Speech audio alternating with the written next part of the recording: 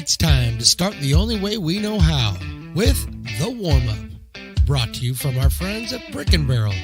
With a wonderful family atmosphere, Brick & Barrel has a beautiful beer garden and is just the place to take in a game or celebrate after. Brick & Barrel, 155 Joyner Parkway in Lincoln. The way you warm up is the way you perform. So to be the best, you gotta warm up with the best. So warm up with us as we sit down with a member of the Potters coaching staff to talk all things Potters. It's time to get loose and warm up right here on Stone's Radio Networks. Welcome into the warm-up. Mark the Phantom Low here with my partner Stones McCoy. And Stones, we should talk about the game coming up tonight. It's the Potters against the Alameda Anchors, who've changed their name 3 times since last Tuesday. And we will talk about that and the Potters getting to some non-league action. But first, we're trying a little experiment today. And I think we should talk to people about that as well. What is the experiment? Well, you are going to be with me when we do the game. I'm always with you when we do the game. Yes, well, we're like I've never not been here when you've done a game. Where were you last night? I was at the Giants game. And the Giants have a 2-man booth of the Krook and the Kipe. Right? Oh, we're Krook and Kipe in it? We are Krook and Kipe in it today. You're actually surprised like you haven't been calling me every night for the last 3 weeks. I'm trying to play it off. Come on, guys. Trying to play it off. So we're going to try that approach tonight, and I'm very excited about it. And I want to know, I think you're excited, but I want to know about you because you came in today, you're dragging a little bit. I'm hoping you're up to it. Oh, I've not been more excited, nor have I had a date circled bigger on my calendar than this one coming up. And no, it's exciting because I work with a legend. Everybody knows this. I tell everybody. You have another job? No. I work with a legend, and he's named Mark Phantom Low. But I now actually get to sit and talk with the legend while we're doing a live baseball game. And I think, hopefully, I don't screw this up so much and you ask to do it again, because I actually think this is going to be pretty fun, and I think it's going to be exciting for the fans. It's going to be exciting. I'm looking forward to it as well, because hopefully I won't have to work as hard. But let's talk about the actual game on the field. Tuesday night, we came out here, and the Potters took on the Walnut Creek Crawdads, and that did not go well. No. And it didn't go well right from the beginning, and you talk about it all the time. We both talk about it. Potters, we'd like to get them off to a good start. They did not get off to a good start, gave up 4 runs in the top of the first, and eventually lost the game 9-5. Had a kind of a bad feeling about the game afterwards. How did you feel about it? I think I probably felt the same way you did. It wasn't a great feeling, and the thing that keeps sticking out is in the games that the Potters are having a tough time with, they're getting down early, and they're letting things happen in the early innings, and it set the tone for that. And I didn't feel the energy in the building like I normally do. I'm really hoping to see a lot more of what we expect out of the Potters coming up tonight. Well, I think one of the reasons we didn't, and you talked about it when you did the doubleheader over the weekend, is the Potters made no errors in that game, and they didn't give up a bunch of base on balls. There were 8 free passes given up the other night, and that really gets you behind the 8 ball. But the other side of it is we finally got to see Mr. Ben Higdon come in. He came in with a lot of plaudits in his name. He came out here, and he was as impressive as any Potters hitter has ever been on a single night, I think. 2 home runs in that game on Tuesday. So first time this year it's happened. We have a Potter hitting, having 2 home runs in a game, and I can't remember the last time it happened.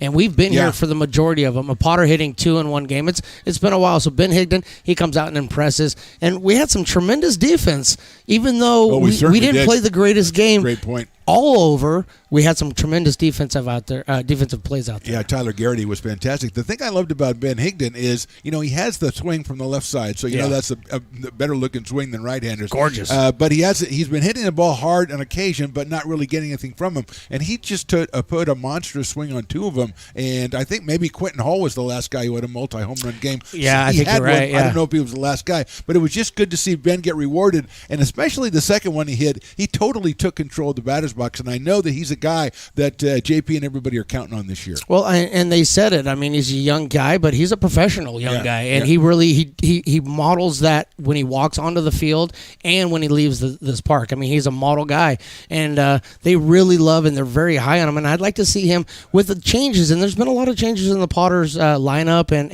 in the dugout. A lot of new guys, right? Maybe Ben is one of those guys that ends up stepping up big for the Potters coming up this season. Finally today, our pitcher today is Cooper Robbins. Robinson, who made his debut, I think, last week. A big 6'6" guy out of Folsom. Looked pretty impressive last week, but I think this is a great chance, and you've seen this over the years, Stones, where a guy comes in his first or second start, he gets a chance to kind of extend it, and he really impresses people. A big chance for Cooper today. Well, I mean, he's got a lot.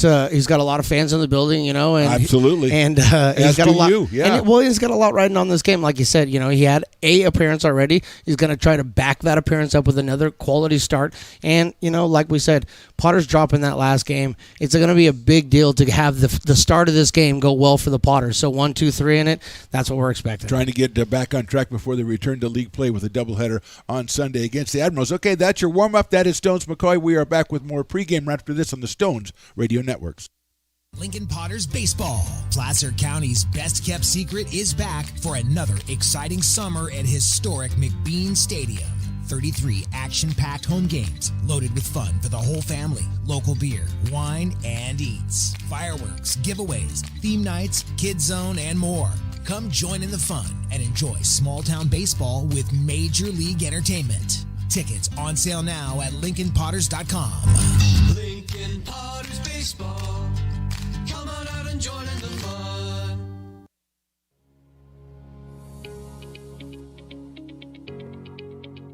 Placer Valley Tourism.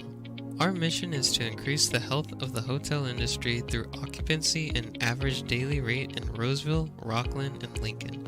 Proud partner of the Potters in the 2023 West Coast World Series Tournament from August 8th to 11th.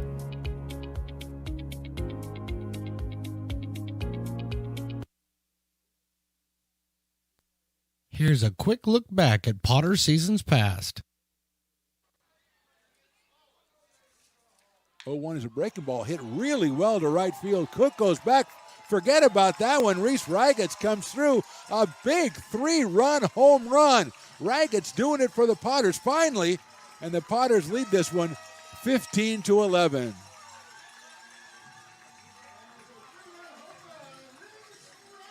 Jumped on the curveball and just rode it.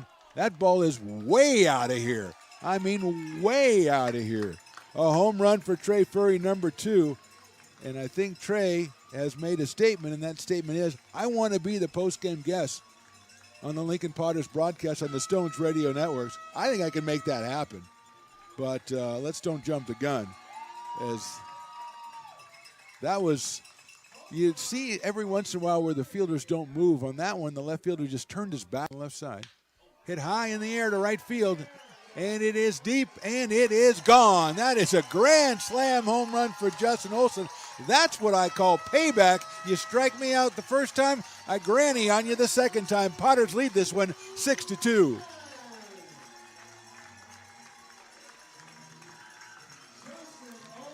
That's the way to endear yourself to the Potters, ladies and gentlemen. Coming in 2 on Pruitt. Hit high and deep to left field. Forget about that one. Forget about that one. That's Dan Pruitt. That's 24 home runs this season. That's 2 home runs so far in his stint as a Potter. And the Potters lead this one now 9-4. As Pruitt obviously specializing in the no-doubt variety. 16-4.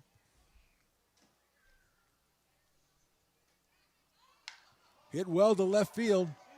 Go back, look up, forget about it. Troy Shields joins the home run parade, a 2-run shot.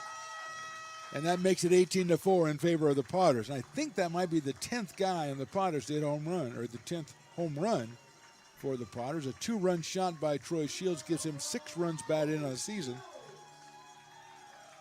2 home runs, 12 batted in. That's hit high in the air to left field. Gaspar's going back, still going back. He reaches up, and that one is out of here. A 2-run home run for Brandon Motherall, and this game is tied at 3-3.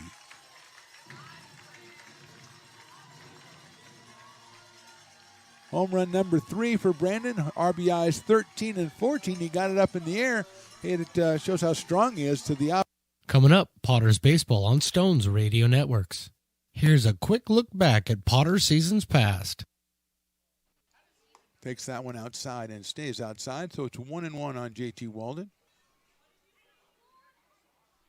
Hispanic Heritage Night out here at the park. Also, I think I saw it's like cider night or something. That's odd. There's a high fly ball to short left field. Not being able to see it as the left fielder. That's Porter. Now the shortstop goes out, and he makes the catch in left field. What a play by Cameron Sasso.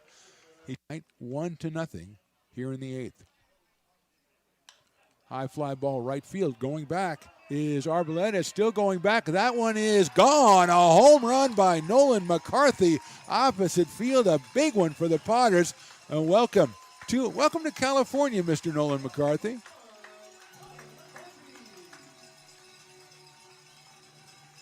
Second run batted in for Nolan McCarthy out of Kalamazoo, Michigan. University out over the plate. He went after it right away and hit it down toward the Potters dugout. So it's 1-1 on A.J. Esperanza. A.J. Andrew Esperanza. We called him that part of the first night, and then I said, let's go to A.J. It sounded better. Runner goes. Pitch is swung and chopped right to shortstop. Stepped on second for one, over to first. What a play. Another play by Nolan Clifford. Clifford coming over to cover anyway. The big chopper right to him. Goes to right field. If that stays fair, you can forget about that one. It is gone. A home run, and there's another bat flip. Trevor Tashenko just destroyed that one to right field. 2 home runs this inning have been just crushed by the Potters. And they lead it now 6-4. Somehow, some way, the Potters are on top.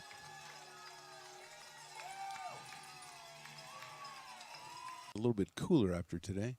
2-0 pitch is hit well to left field. Going back is Burke at the fence, and he won't get that one. It's out of here. Trey Furry puts a run on the board for the Potters.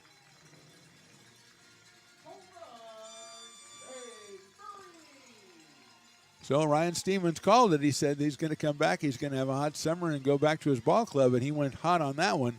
After 2 groundouts, Trey Furry goes over the left field fence, and the Pot runs batted in a single home run. Got the blue-red bat out there. Very, very patriotic by Jeff. Still from the stretch, Bridges. Ground ball right of second. It's under his glove into center field for a base hit. 1 run scores. 2 runs are going to come around. They're going to score the Potters. A 2-run single by Jeffrey David, and the Potters lead this one 7-4.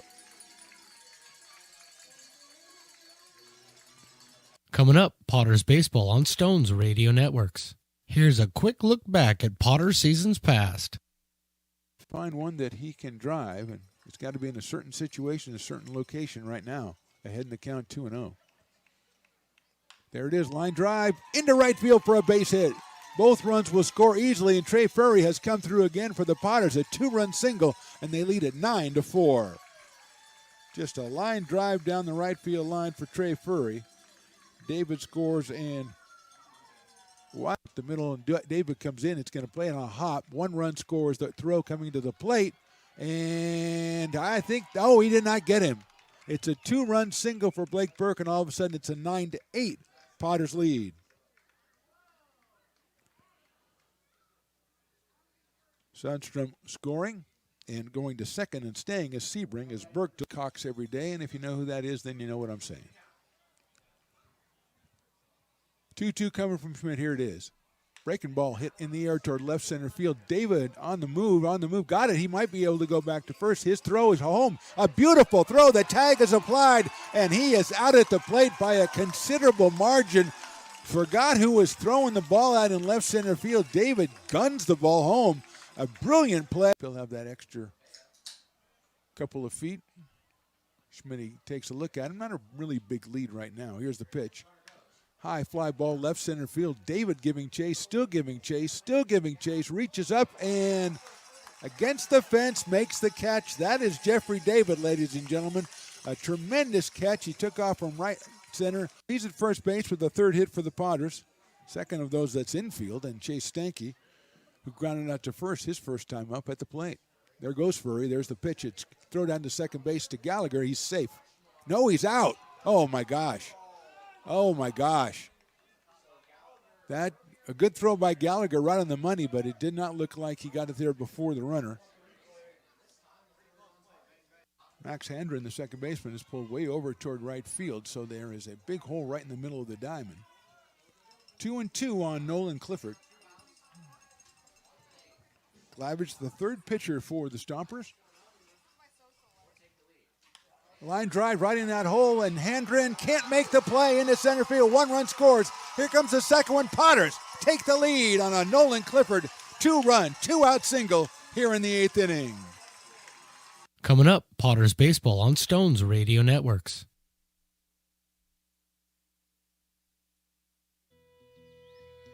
It begins on the farm, where hard work breeds motivation. Care is taken under watchful eyes. With new growth comes inspiration, where playtime is mandatory. Welcome to Dueling Dogs Brewing Company. Meet the Stevens, a husband and wife who work hand in hand to craft exclusive small batch beer, mead, and cider. Using locally sourced ingredients to ensure freshness in every glass. Where a community of farmers, local artisans, and amazing food make for a truly inspired atmosphere.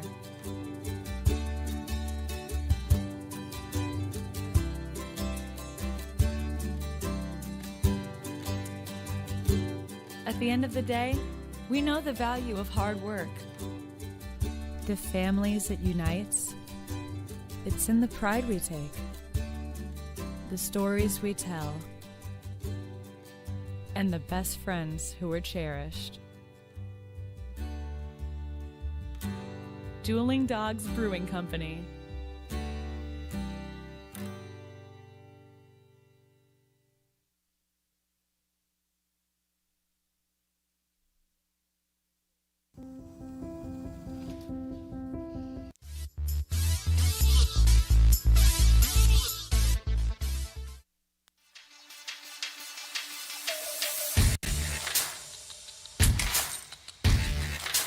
Gaspar's going back, still going back, still going back. He reaches up, and that one is out of here. A 2-run home run for Brandon Motherall.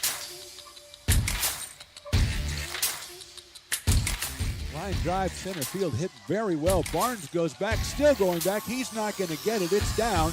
1 run scores. Here comes Roselle around third. They're going to send him as well. The throw's coming in. Cut off. It's a 2-run triple for Zach Chamiso. Breaking ball is hit well to left field. It is gone. A home run by Clayton Coates, and he really turned on that one. That ball is way out of here. I mean, way out of here. A home run for Trey Fleury, number 2. And I think Trey has made a statement, and that statement is, I want to be the post-game guest on the Lincoln Potters broadcast on the Stones Radio Network. That ball's hit high. It is hit far. It is gone. A 3-run home run by J.T. Walden. High fly ball. That's well hit to left field. Brum goes back. Still going back. Reaches up. That ball is out of here. Brennan Roselle, the Fighting Zebra alum, pounds one to left field. The Potters lead this one 12-3. And somehow he's got the flag too. Potters fans, Potter up.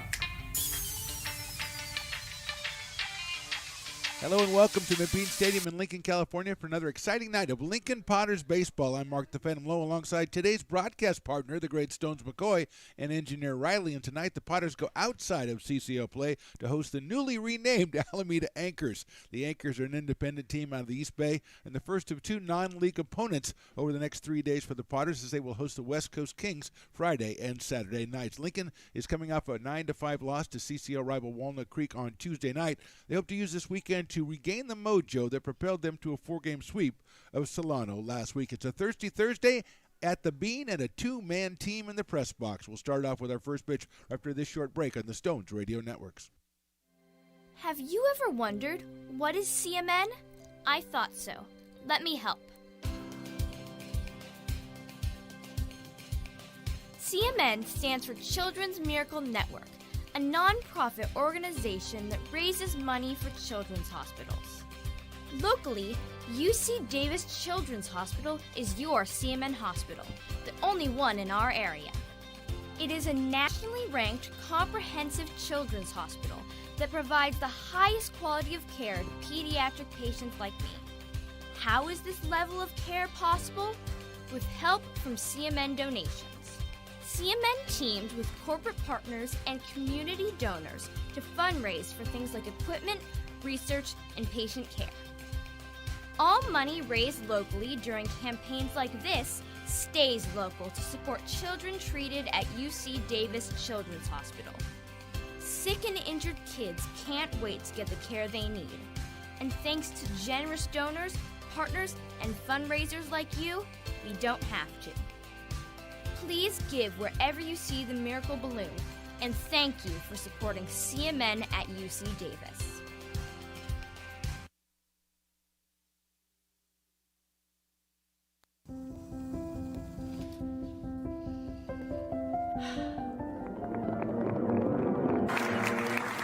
Welcome back, Olympia's 5th grade orchestra. Perhaps there's no place like your home because you made it so at RC Willey. Lincoln Potters Baseball. Placer County's best-kept secret is back for another exciting summer at historic McBean Stadium. 33 action-packed home games loaded with fun for the whole family. Local beer, wine, and eats. Fireworks, giveaways, theme nights, kids zone, and more. Come join in the fun and enjoy small-town baseball with Major League Entertainment. Tickets on sale now at LincolnPotters.com. Lincoln Potters Baseball. Come on out and join in the fun. Oh, just in time to catch the last strains of the Star Spangled Banner.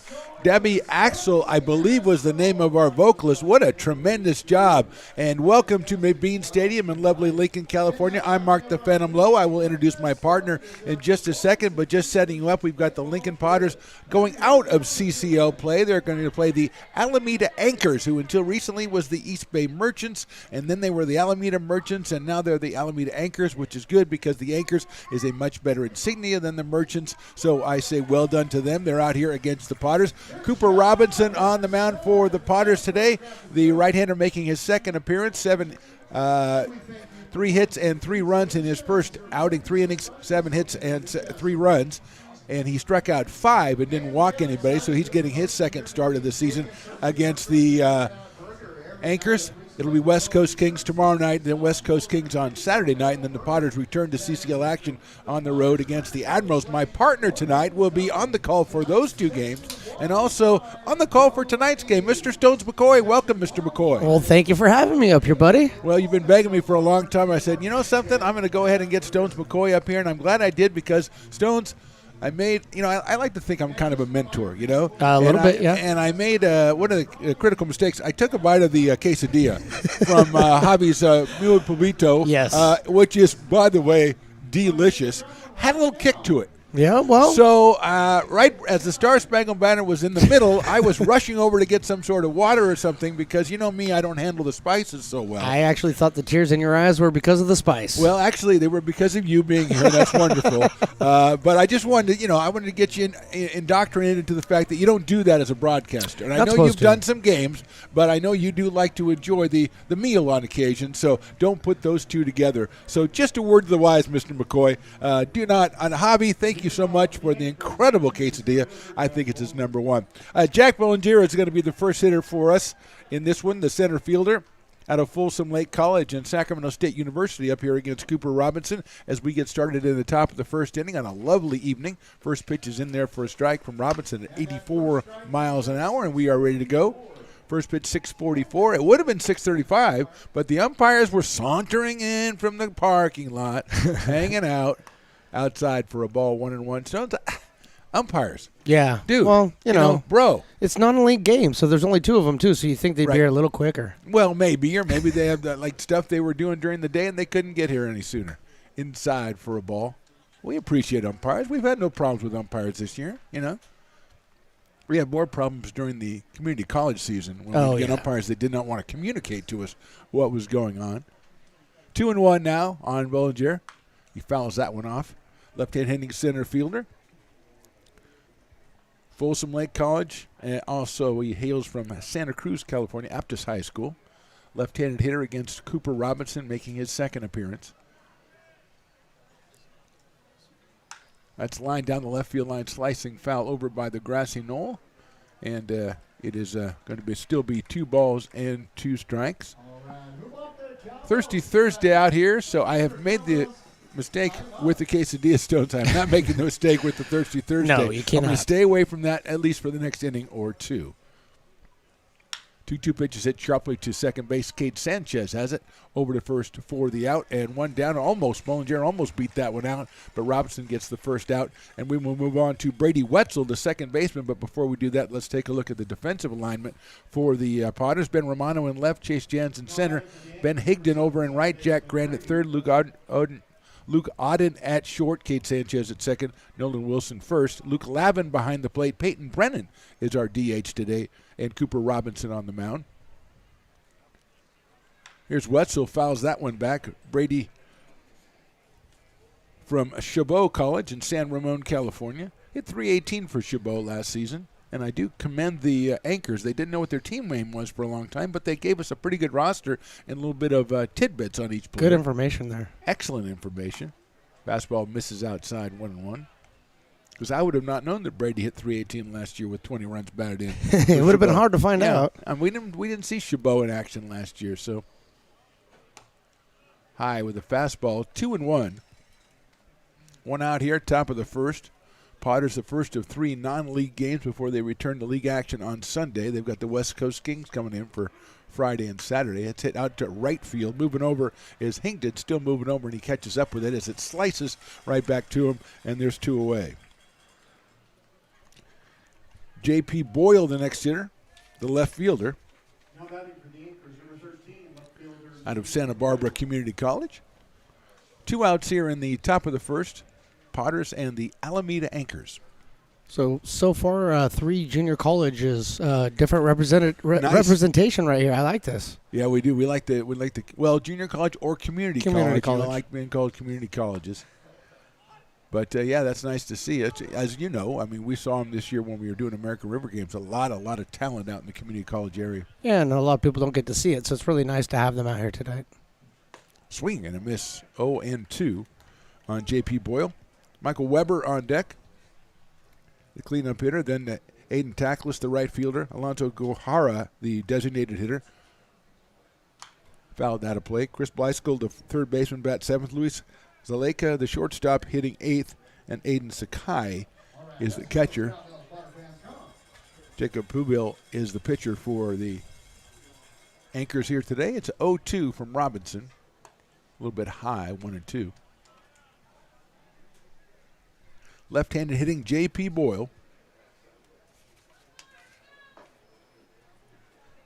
22 games last year for Santa Barbara CC. Check swing, that's a little bit high. 2-2 on JP. Talked to Brock Raggets a little bit before the game about Robinson today, and that high fastball. I expect to see that quite a bit today. Does he like working high in the zone? Yeah, he likes to take that fastball and rise it up there because he has a pretty good breaking ball. Brock said that you'll see it from on occasion. It's not something he goes to a lot, but if he can work that fastball in there, work it inside and high, you'll see that breaking ball coming late. Yeah, got 92 on that one from our very involved technological assisting people called interns. Breaking ball, that's chopped foul. So that's what you're talking about, setting up the breaking ball with that high fastball. Yep. So J.P. Boyle with 2 outs here in the top of the first. Cooper Robinson, the right-hander out of Folsom, and U.C. Irvine on the mound for the Potters. Swing, and Macy got him on strike. So good inning for Cooper Robinson. 1-2-3. We go to the bottom of the first. It's the Anchors, nothing. The Potters coming to bat. Loomis Basin Brewing Company, a proud sponsor of your Lincoln Potters. Visit them at 3277 Swetzer Road in Loomis or call 916-259-2739. Have you ever wondered, what is CMN? I thought so. Let me help.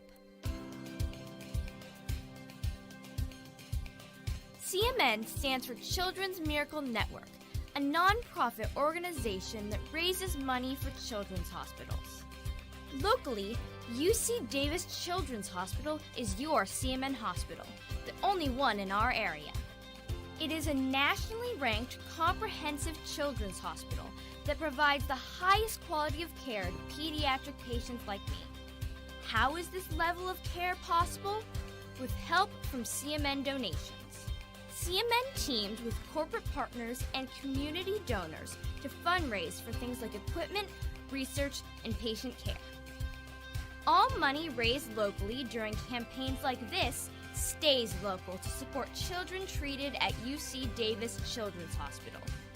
Sick and injured kids can't wait to get the care they need. And thanks to generous donors, partners, and fundraisers like you, we don't have to. Please give wherever you see the Miracle Balloon, and thank you for supporting CMN at UC Davis.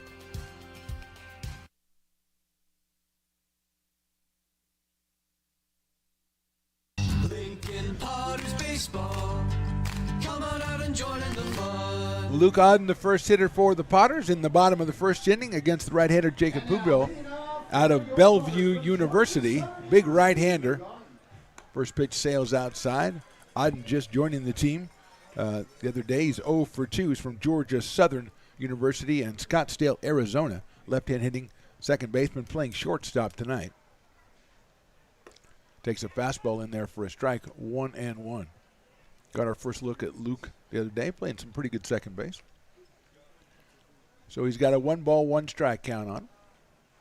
Swing and a miss. A deceptive-looking fastball, 83 miles an hour, but it seemed to get up there a little bit quicker than that.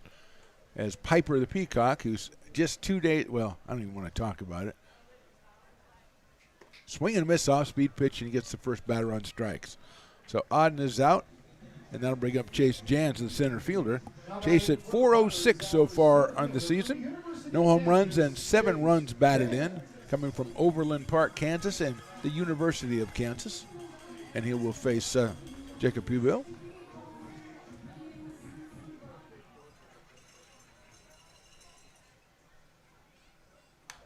Fouled back to the screen. Already, Stones looks like a little deceptive movement from Jacob Pubil. I was going to actually say, he's got really good arm action. And, that's a consistent thing to replicate. And then he's hitting 79 and 89. So that one is just a little bit outside. Took something off that one. But, yeah, by his motion, by his arm action, you wouldn't know if it was coming 79 or 89. Nope. And that one, you had no idea. He took about 8 miles off that one. 1-1 on Chase Jans. That one's right down the middle. 1-2. Chris Blyskill is at third base. Luis Aleka at shortstop. Grady Wetzel at second. And Michael Weber at first for the Anchors. Boyle, Bollinger, and Tackless in the outfield. And Aiden Sakai behind the plate.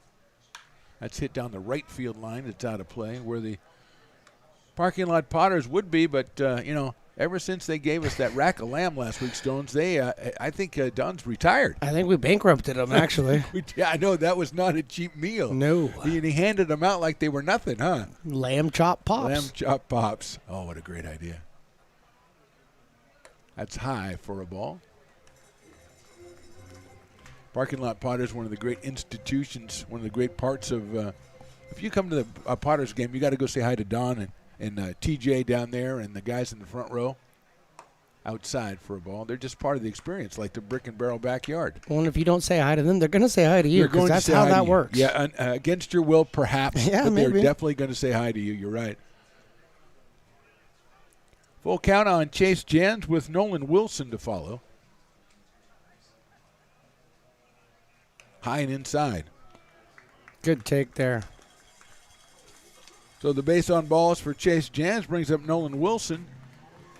Joined the team a couple of days ago out of Roseville, California, University of Nevada, Reno, already with a home run and 3 runs batted in and batting at 444, 4 for 9. Right-handed hitter, Ben Higdon on deck. We talked about him in the pregame, Stones. Ben Higdon looked pretty good in the last game we saw. Oh, yeah, and Wilson stepping up to the plate. I mean, he's got power, too. I saw him hit his. It was at least 370.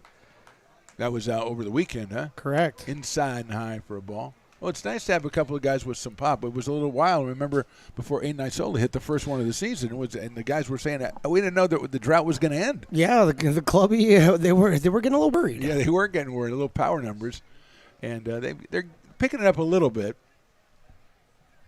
1-0 coming up. High fly ball, deep center field. Going back is Bollinger, still going back, and he's going to make the catch right in front of the 380 sign. So we talked about it, and Nolan almost did it again, just put it in the wrong part of the park, and that will make it 2 outs and bring up Ben Higdon. Yeah, that's a big, deep part of the yard. So, if you don't get every single ounce of it, you're not getting that out of here. Yeah, 380 right there at this time is a tough thing. But like I say, it goes down the line at any part to the left of where he hit it, it's going out of here. Oh, yeah. Here's Higdon. 206 for Ben, 2 home runs and 6 batted in. Playing right field for the Potters. There's a throw over to first, and Chase Jans is back. Yeah, that was one of those ones where he hits it and there's no crack of the bat. It's just very easy, smooth swing, and it just carries. And Bollinger did a good job of tracking that in an unfamiliar park. Higdon takes high for a ball. Also with that sun, you can see right now it's still really affecting left and center field. I mean, in fact, if you look at the pitcher, he looks like he might be squinting just a little bit too. The sun is brutal right now. Yeah, it's tough for the pitcher. I don't even really talk about the pitcher very often, usually shortstop, third, and left. But you're right, when the pitcher's, like I say, an unfamiliar park, and you've got sun right over the top of the concourse there. So it's a tough angle. 2 balls, no strikes to Ben Higdon. He's followed by Peyton Brennan, the DH.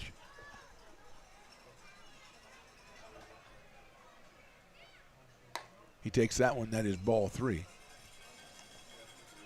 Again, 82 miles an hour. It seemed like it was going a little faster than that, because a little pop in the mitt and stuff. It's got arm action, and that's very deceptive. And he loses Higdon on 4 pitches. And Ben sets a record for throwing his back to the dugout after being walked at, I'm going to call it 25 feet, something like that. 27.5, I think. 27.5. Well, it's a new world's record. It's a Potter record, and that's important. Here's Peyton Brennan. Peyton out of Rockland, California, and UCLA, I believe, making his a premier appearance tonight. I did not see Brennan over the weekend, so. Takes his first pitch down low. So he's up here with 2 on and 2 out in the bottom of the first. Potters got the anchors 1, 2, 3 in the top of the inning behind Cooper Robinson. 1-0 to Peyton Brennan. That's in the dirt, gets away from Sakai. Going to second and third are Jans and Higdon. It'll be a wild pitch in the dirt. And now they're both in scoring position here with 2 outs in the first inning and a 2-ball, no strike count. So 6 balls in a row from Pubo. Brennan followed by Ben Romano tonight. Then Luke Lavin, Cade Sanchez, and Jack Grant round out the Potters lineup behind Cooper Robinson in this one. It's chopped, big chop down the first baseline. That is a fair ball, I believe. And he's going to be safe. No, he's going to call it foul. Okay. I thought it looked like he caught it right behind first base. That's Weber down there. It was definitely a fair ball where it hit on the other side of the bag, but the home plate umpire is the one that has to make that call. So yeah. he initially said it was foul, so I guess you go foul. Well, I guess we got to go with what he said. Until he gets to the base, it's his call. And probably beneficial, although, as you said, Stones, I think that Brennan might have beat it out had it been called fair. So 2-1 now on Peyton Brennan. Just getting started here, bottom of the first inning. That is a little bit outside for a ball. 2-1. Aiden Sakai behind the plate for the Anchors.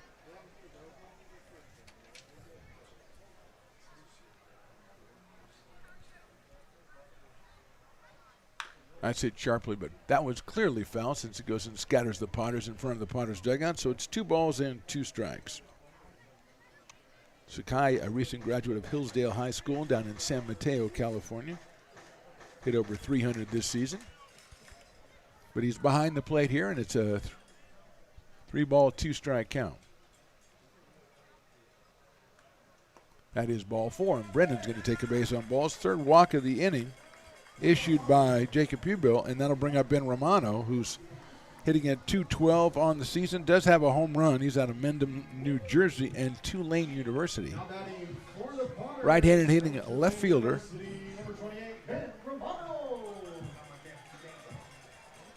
Base full of Potters. 2 outs here in the first.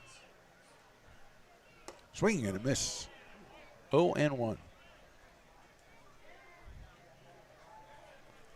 Potters back here tomorrow night, 6:35 first pitch against the West Coast Kings. Same thing on Saturday. Both have special events. We'll talk about those as the night goes on.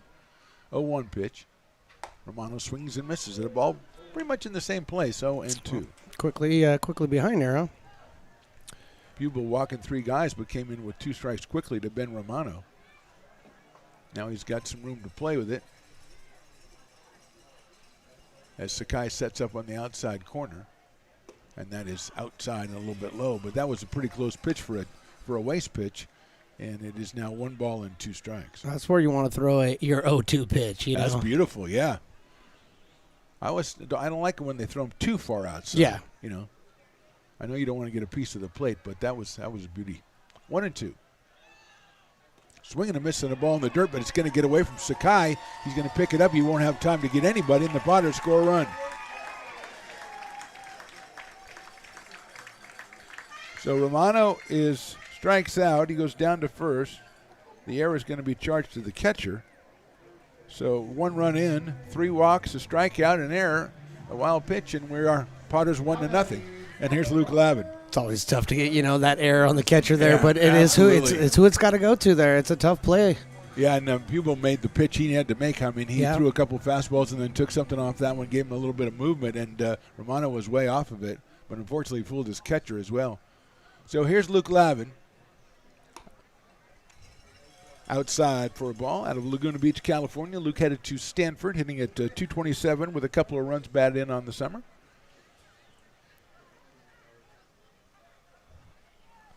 He's got Potters at every base and 2 outs here in the first.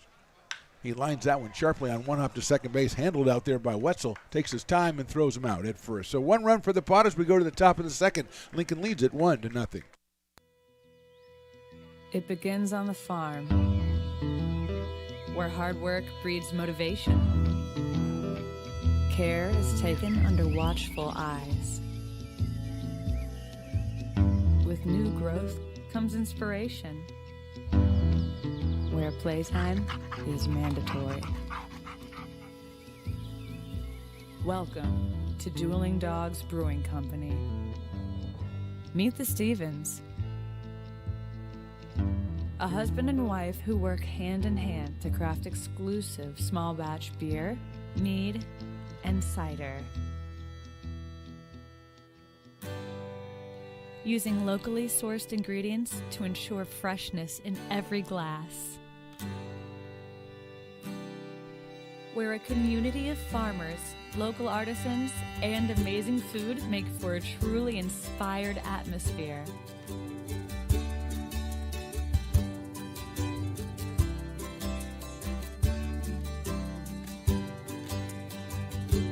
At the end of the day, we know the value of hard work. The families it unites, it's in the pride we take, the stories we tell, and the best friends who are cherished.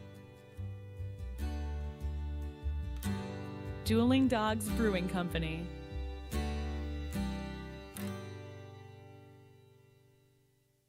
Lincoln Potters Baseball. Come on out and join in the fun. Top of the second from McBean Stadium. Mark the Phantom Low here with my broadcast partner, the great Stones McCoy. We are going to bring you the top of the second. Michael Weber, Aiden Tackless, and Alonzo Guajaro, the first 3 hitters for the Anchors. And Stones, I was just looking at before the inning, between innings, and I think we really created a monster with old Jordan Georgeson. Yes, we have. I mean, yes, he was just an intern when we got our hands on him. Now he's a journalist and a photographer, and he's everywhere. And next in line to be mayor. I'm a little bit tired of him. Yeah, I am too. There's a chopper down the third base line. That is I guess, fair ball. Throw over to first base and got him. But the umpire never said anything, so I guess that means it's a fair ball and thrown out by Jack Grant on a really fine play for the first out. So we've had first base line and third base line stones. I don't know what's going on down the lines anymore. No, unfortunately, and the manager for he's coming down. the Angels is coming out. That was clearly a foul ball. Well, you can see he's got a little headpiece. He's listening. Yes, he's listening to the broadcast, and he thank you heard for me. your views and your listens. But yeah, I mean, it was clearly foul. It was on the left outfield side. And that's the issue when we have the non-CCL games where you only have the two umpires. Right. You can't go. I mean, you have to go to the first base umpire to talk to him, but there's no way he's going to be able to give you any valuable information on that. Well, the home plate umpire makes that call no matter how many umpires you have. Correct. So if he says it's a fair ball, then it's a fair ball. I mean, that's 100%. So, I mean, why you would ask somebody, and like I say, it's not an out-of-the-mind thing for a home plate umpire to do because that's their part of their job. That is, as you pointed out on the play down the first base line. It's absolutely what they have to do. They have that call all the way up until the ball is out past first base or third base, and in this situation, it was foul. Kudos to Jack Grant for playing it on, and kudos to Nolan Wilson for a little scoop over at first base. And kind of a lackadaisical play he could have given up on it, and he didn't. So first out is recorded. Here's Aiden Tackless, the right fielder. He fouls the first one back, 0-1. Out of the College of San Mateo, Sacred Heart High School in San Francisco, California. 0-1 pitch is fouled off. Okay, so they did call it a foul ball, and Weber's come back up then. All right, very good. That's good. Okay. Because that's the correct call. Well, it just seemed like it should have been a little more emphatic than that because there was no, like, you come back, that's a foul ball or anything like that. Swing and a miss, and he struck him out. So I don't know if that's Kismet. I don't know what's going on. No, it's Weber, and then we'll give Weber the K now. When I say Kismet, I meant like that's it's not Okay, It's like you threw me for a loop there. I did there because I think a guy named Kismet would be pretty cool right now. Yes. All right. So finally, Aiden Tackless comes up to the plate, and I'm sure he was listening to it and going, "Wait, I'm not up. Why are you saying I'm up?" Well, he's not. Now he's a left-handed hitter, and now he is up. And now that's the guy you said from Sacred Heart. There you go. Okay. Now we're getting back. All right. We're resetting and everything like we did with the computer system, and everything is ready. It's been a fun day. It's been a great day. And it's a swing and a miss by Aiden Tackless. Alonzo Guajaro is on deck. That's hit high up in the air to left field. Romano's going to have to give chase. He's still giving chase. He's not going to get it. And is down. A fair ball. Here comes Tackless around second. He's thinking about third, but the throw comes in, and he'll have to retreat back to second. Left-handed hitter slices the ball down the left field line, and Stones used every piece of McBean Stadium. Oh, absolutely. There's a 314 sign down there, and there's only a little small green patch in between that and the foul line, and it hit that green patch. It's perfectly set, like a tennis shot or something, yeah. Yeah, so, but he did everything he could. I mean, he got over there, got the ball back in, held him to 2. I thought that was going to be a triple the way that comes down, and especially with that sun. It's hard to track the ball. Yeah, you're really into that sun, aren't you? Well, yeah. It hurts my eyes. I know you secretly want to play left field for the Potters. So I really do. Here's Alonzo Guajaro, the designated hitter. He's also out of Chabot College. Right-handed hitter. Fastball is in there for a strike. 91 for Cooper Robinson. So Cooper moving it up there pretty well. We saw that last time he was throwing. He's got a pretty good fastball. And as you were pointing out, Stones, he has likes to work it high up in the strike zone. 0-1 now on Guajaro. Chops that one foul back to the screen. So quickly 0-2. So, yeah, Tackless could not have picked a better spot on the field to drop it than he did. The left-handed hitting the slice line drive. And Romano gave chase. And, like you say, got to it quickly enough that Tackless was forced to stop at second base. 0-2 now. Hit sharply to the right side. That's going to be going to right field for a base hit. Tackless is going to stay at third base. He wasn't sure what had happened to the ball, so he holds up down at third. But it's a single for Guajaro. And 2 hits in a row here with 1 out in the second for the Anchors. They have first and third, and here's Chris Blyskill. Higdon, he actually didn't play that cleanly either, and if he had sent the runner, I think there may have not been a play at the plate because he didn't field that very cleanly. Yeah, good point. If the coach was watching right field, he probably would have waved him, but it looked like Tackless just stopped, and so it might have been hard to do that. That's down low. He came into third and didn't round it. He kind of just stopped because he wasn't sure where the ball was, but you're right. If the coach would have been able to see it because Ben bobbled it a little bit in right field. First pitch is down low to Chris Blyskill. Comes to us from Sonoma State University and takes what I was going to call a strike, but I have to call a ball because I have to be honest. I've already called 2 foul balls fair and fair balls foul. I can't start calling balls and strikes now. My monitor said it was a strike. Your monitor is a very good monitor, by the way, much better than the one I have.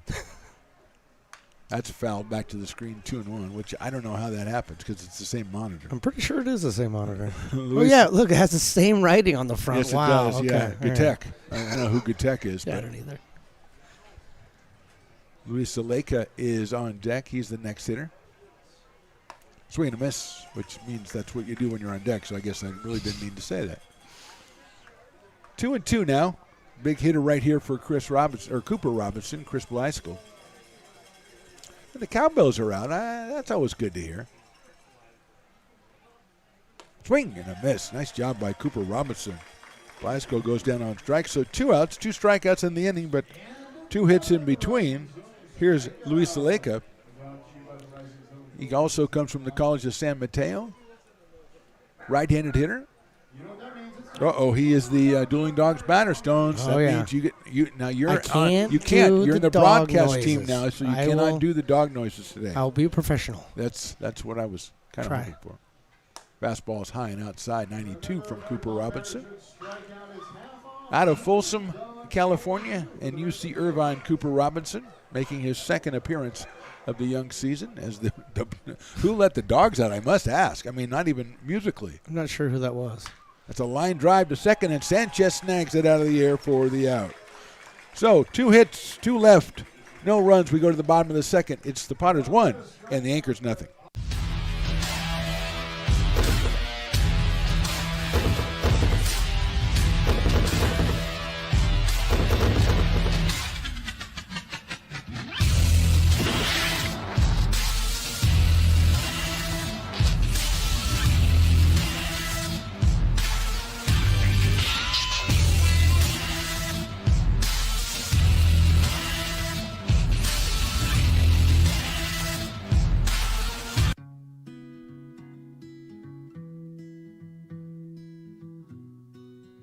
Lincoln Area Archives Museum is the official partner of the Potters' 100th anniversary season.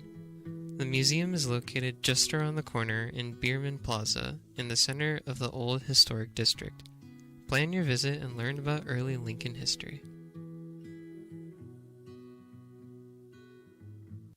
The mouth-watering Big Mac with a savory Filet-O-Fish and a tasty McChicken. My goodness, that looks good. You're making a McDonald's menu hack. Yes, a land, air, and sea. Oh, it's going to tip over. No, it's good. It's good. Very stable. Order the land, air, and sea by name. Build it by hand. Lincoln Potters Baseball. Come on out and join in the fun. Bottom of the second, Potters lead 1-0. Mark Phantom Lowe here with my broadcast partner, Stones McCoy. And Stones, I know I brought you in here for baseball expertise and everything, but I get to break down the race. Your thoughts on Piper's race? Well, my thoughts are the same as every week that we do this. Piper, fix the hammy. Go see a chiropractor or a doctor, orthopedic surgeon, something. But stop blaming your hammy for losing every game. It looked like he got tired today. It looked like he ran out. Now, he's getting closer because Saturday is his birthday. Yeah, how old is he? Usually he runs better on Saturday. Oh, okay. Than he does on Yeah, Thursday. no, you're right. You're right. So he's kind of peaking, I think, building towards Saturday. Maybe this just was a trial run. He wasn't going to give it all. I think it definitely was. All Cade right. Sanchez, the first hitter against Jacob Pubo here in the second inning. Takes high for a ball. He's followed by Jack Grant, then the top of the order, Luke Hodden. Potters scored a run in the first without benefit of a hit. They got 3 walks, a strikeout with an error on the catcher, and all kinds of other stuff. Popped up center field. Ballinger has it in left center field, comes in a couple steps and makes the catch for the first out. So with 1 out, that'll bring up Jack Grant, the third baseman. Really good work by Cooper Robinson that last inning to get out of that with all those people on base, and it's a tough situation to be in. But he kept his composure and really was able to work out of that. That's the shutdown inning. Those are the things that we talk about. Those are the things that you talk about. Yeah, the strikeout of Blyskill was really critical in that one with the 2 on and just 1 out. That's in the dirt for Jack Grant, hitting a 200 with a single run batted in. Jack just joining the team recently. He's played some excellent third base already. as he's been filling in at that spot. Right-handed hitter out of Danville, California, and University of Arizona. Takes that one in there for a strike. Again, the old 82 for Jacob Pubo. 72 to 82. So maybe I gave it, I said 79 to 89. I meant 72 to 82. That's what I meant. I think he got over 82 once, but yeah, he did. You're right. And it does, like we say, it does seem like more. That's a check swing, and it's a little low. 2-1. Luke Auden, the top of the order on deck for the Potters, still looking for their first hit.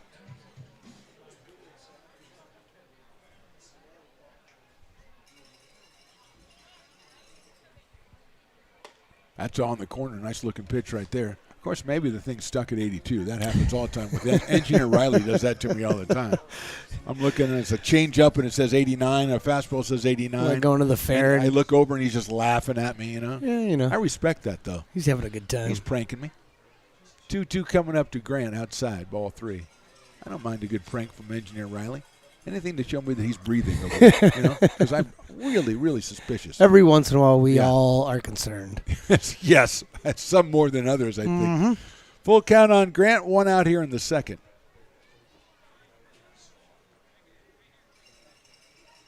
Swing and a miss, good fastball. That was at what? 82 for the second out. And here's Luke Auden, struck out his first time up, the shortstop out of Georgia Southern University in Scottsdale, Arizona. But it's a different look, right? When you're facing a guy who don't seem like he's throwing hard, but it gets on you a little quickly, and he's a little bit deceptive out there. And you just came from a game where a guy was throwing 95, 97 at you at the end of the game. That one sails high and outside to Luke. If he gets on, then Chase Jans is next.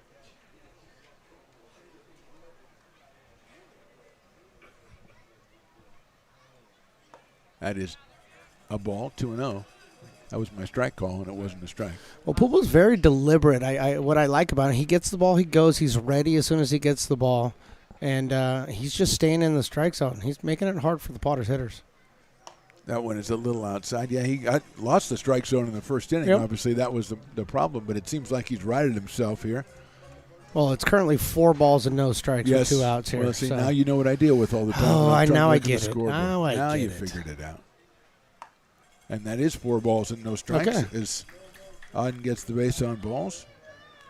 4th issued by Jacob Pubo. And here is Chase Jans, who got the first one and scored the first run back in the first inning. Hitting at .406 for the Potters. The University of Kansas product, right-handed hitter, settles in with Auden down at first base.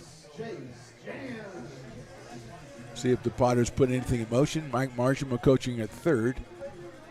At first base coaching, I think, is that Brock Raggets down there, or is that Esposito? That's Esposito. Yeah.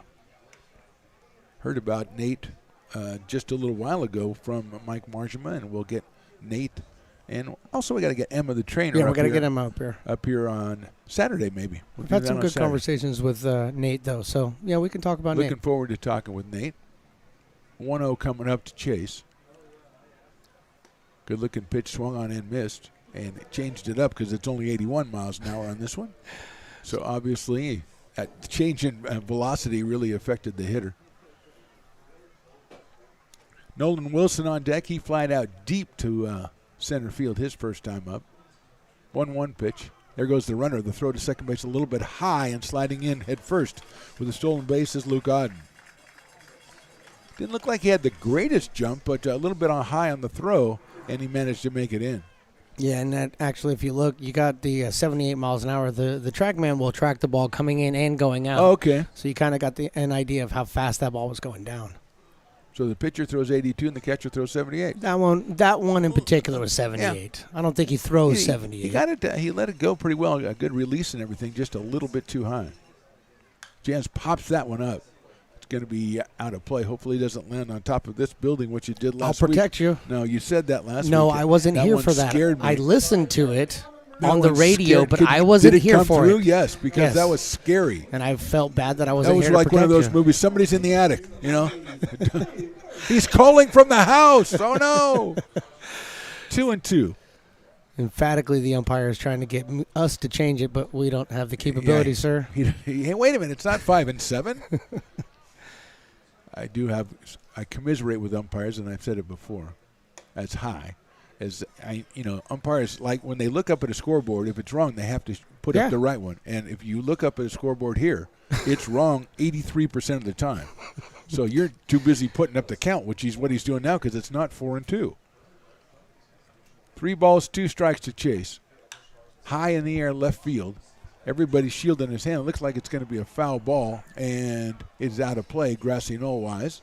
And the denizens of the grassy knoll go out there and they just jump on it. Like in that movie with Charlton Heston, the Omega Man, when they come up from underneath the ground. Oh, freaky movie. Come on. No, I'm not going to sleep tonight, man. Don't. Oh, you're right. The people at grassy knoll are good people. Yeah, they're kind of like the people in the Shire in like Lord of the Rings or something like that. Oh, okay, where yeah. the Hobbit guys live. Okay, or that's elves, better. Whatever they are. I kind of like that. Okay, yeah, because that's nice and leafy and green. Everybody's happy. I'll be able stuff. to sleep tonight. Okay, now just before 3 in the morning would be nice. That would be nice. 3 balls, 2 strikes. There goes the runner.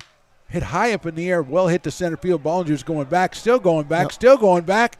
And that's down. That's gone. Out of here. No, if it's out of here, Chase is running very slowly. Okay. It bounced over. That's what I thought. Bounced over the fence. It's a ground rule double, or we call it automatic double. It's also an RBI for Chase, as Auden scores easily. He would have not even had to run. He didn't have to steal the base. He was going to go 2 bases anyway. So Jans hits it right out in the same general area that our next hitter, Nolan Wilson, did last inning. That's the first hit, second run for the Potters. And Nolan, as we said, flied out deep to the 380 mark in left center, just to left of the batter's eye his last time up. So Jan's got the full count and got a pitch he really liked. And here's Wilson. High and inside to Nolan out of Roseville, California, and the University of Nevada at Reno.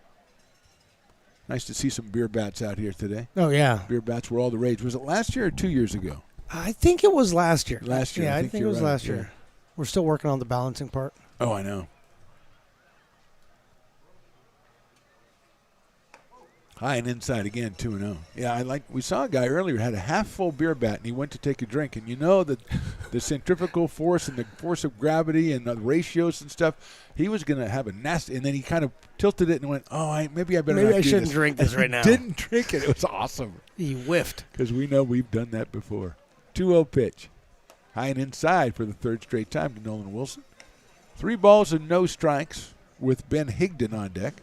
Ben's seen a couple of big flies. You know that's going to whet his appetite with those 2 home runs in the last game we did on Tuesday against the Crawdads. He said he can see the ball really well here. He likes hitting here. 3-0 pitch is high, ball 4.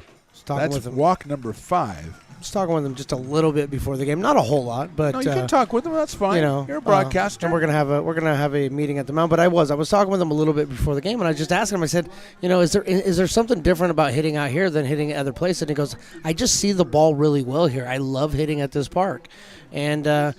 When you find a spot where you really are, comfortable, it shows. And in the last couple of games that he's had out here, it's really shown through. Yeah, I think you mentioned it in the pregame. I think that he is one of the guys that if he goes well, it's really going to be beneficial for the Potters because I think he's one of the guys, along with Chase Jans and maybe a couple others, they're really counting on. Yeah, I really think the way Ben and the way he conducts himself in the locker room with the guys and stuff, I think he's probably one of the guys stepping up, really trying to rally this group of guys to make the push through the summer and do something special. First and second, 2 outs here as the meeting is over, and Ben Higdon coming to the plate. He walked his first time up, left-hand hitting right fielder with those 2 home runs on Tuesday and 6 runs batted in for his season. Watches that one go high. So it's got to be something I would think, Stones, mechanically that Pubal's doing because he's leaving everything high, so maybe not stepping or maybe his release point's a little bit off. Well, yeah, it just looks like he's half striding, and that's kind of why his shoulder's kind of staying up and he's throwing everything and leaving it up high. Swinging and a miss by Higdon. He found the range with that one. I think that was the one Ben was waiting for, too. Absolutely, and you could kind of see the bend in the knee there by Pubal when he hit his plant foot. That's where he wants to be. He's got to try to recreate that. 1 ball, 1 strike on Ben Higdon. 2 outs here in the second inning. Potters lead 2-0. Ben takes in there for a strike. 1-2. Jans at second base. Nolan Wilson over at first. Jens with the RBI double to score Luke Auden, who would reach base on balls. All this happening after 2 were out. The first 2 hitters, a fly out and a strikeout. 1-2 pitches inside. It's going to get away. Did that hit Ben? Yeah, I think it hit Ben. So Ben, and there's nothing you like worse when you're going well than getting hit by a pitch because you want to take all your cuts. That's going to load the bases up for Peyton Brennan, making his debut out of Rockland, California, UCLA, University of California at Los Angeles. Peyton walked back in the first inning, so he's got a chance to make a big splash here in his first game as a Lincoln Potter, left-handed hitter against the right-hander Jacob Hugo. No activity so far for the Anchors. Peyton takes a little bit high, a little bit inside, 1-0. He's followed by Ben Romano.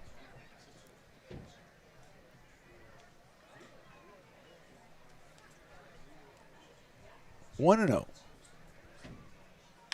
Chopped down to first base, and that is definitely foul. We can call that.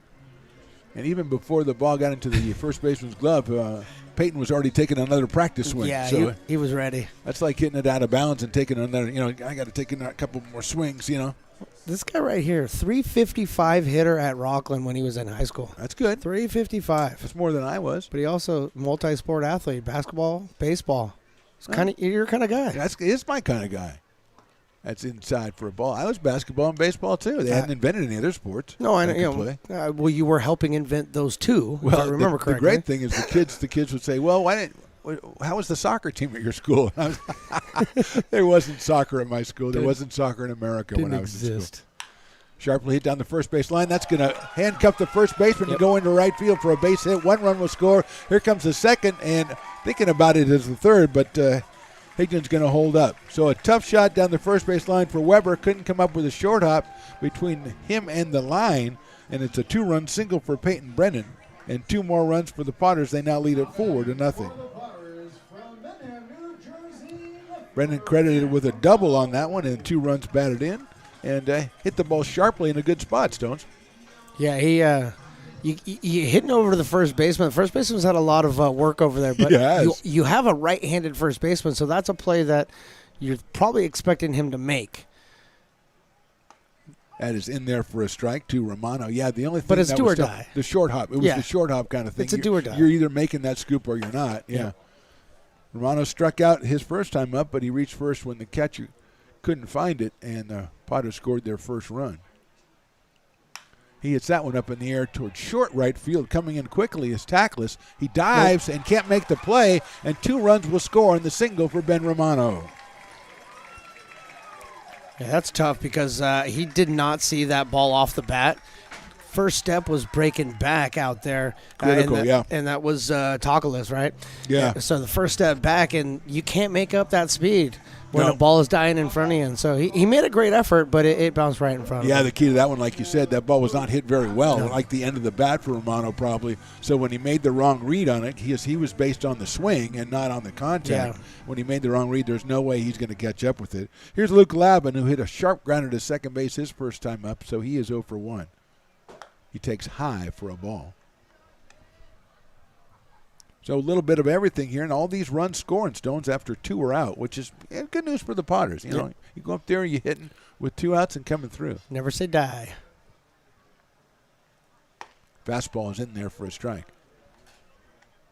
1-1 on Luke Lavin, 9th hitter in the inning, as the Potters have scored 5 times on 3 hits, a walk or 2 walks, and a hit by pitch.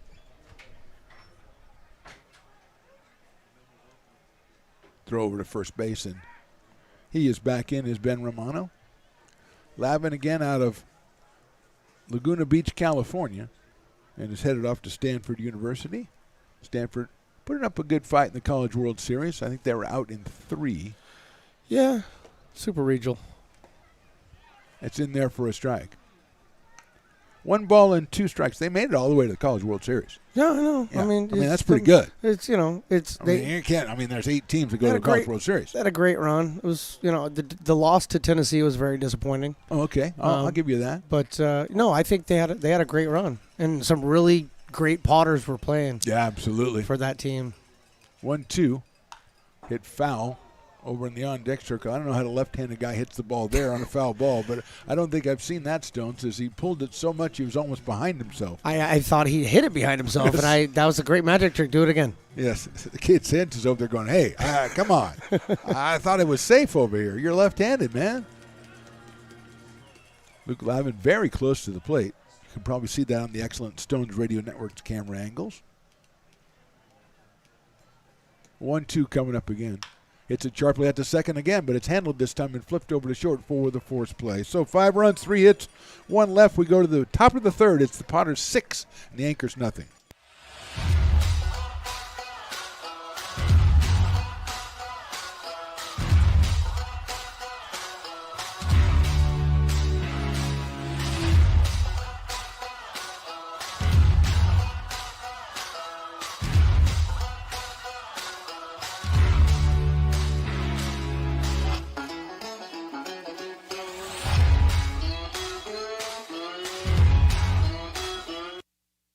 Being in the market for a new home comes with more than just buying a property. It is finding the right house in the right neighborhood in the right community. Since 2005, Lori, with Frey & Associates Real Estate, has lived and worked as a real estate broker in Lincoln. She is passionate about local organizations and volunteers with them as well. She's knowledgeable, she asks a lot of questions, she gets things done. We still learn a lot from Lori, and she's very helpful, very positive, and has been wonderful broker. We at Frey & Associates are your local hometown realtor, and we are here for you.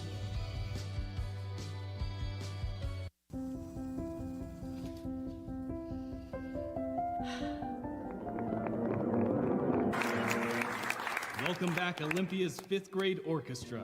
Perhaps there's no place like your home because you made it so at RC Willey.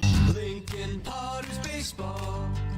Come on out and join in the fun. Top of the third here at McBean Stadium. Mark the Phantom Low here with my broadcast partner Stones McCoy. We're bringing you the Potters against the Alameda Anchors. Potters lead at 6-0. Cooper Robinson out for his third inning of work. He'll face Aiden Sakai. Then the top of the order, Jack Bollinger and Brady Wetzel. Big right-hander out of Folsom, California. So far, Stone's pretty effective out there. Yeah, he's looked really good. 33 pitches so far going into the third inning here. So, 15, that's about the average of an MLB guy. That's what they want them to be, right around. So that's not bad. Effective with his stuff. Hasn't given anything up big yet. So those are all really, really good things. And just like we were talking about earlier, before we came back, talking with Brock Raggets, he's only got about 50 to 60 pitches in him today. Okay. So you kind of know what you're looking for now. First pitch is swung on a miss by Sakai. 0-1. Yeah, so you figure, they're looking at Cooper trying to get him through 4. Yeah. And then they go from there. And we'll talk about that because there's going to there. That is high for a ball, 1-1. 1 ball and 1 strike on Sakai. Out of Hillsdale High School, hits that ball down the first base line. And the first base coach, and I applaud this, made sort of an effort to maybe think about going after it. I think he waved at it when it went by. Yeah, and he is my new hero. I used to do that, but I don't anymore. Swing and a miss. He got him on strikes. Very nice.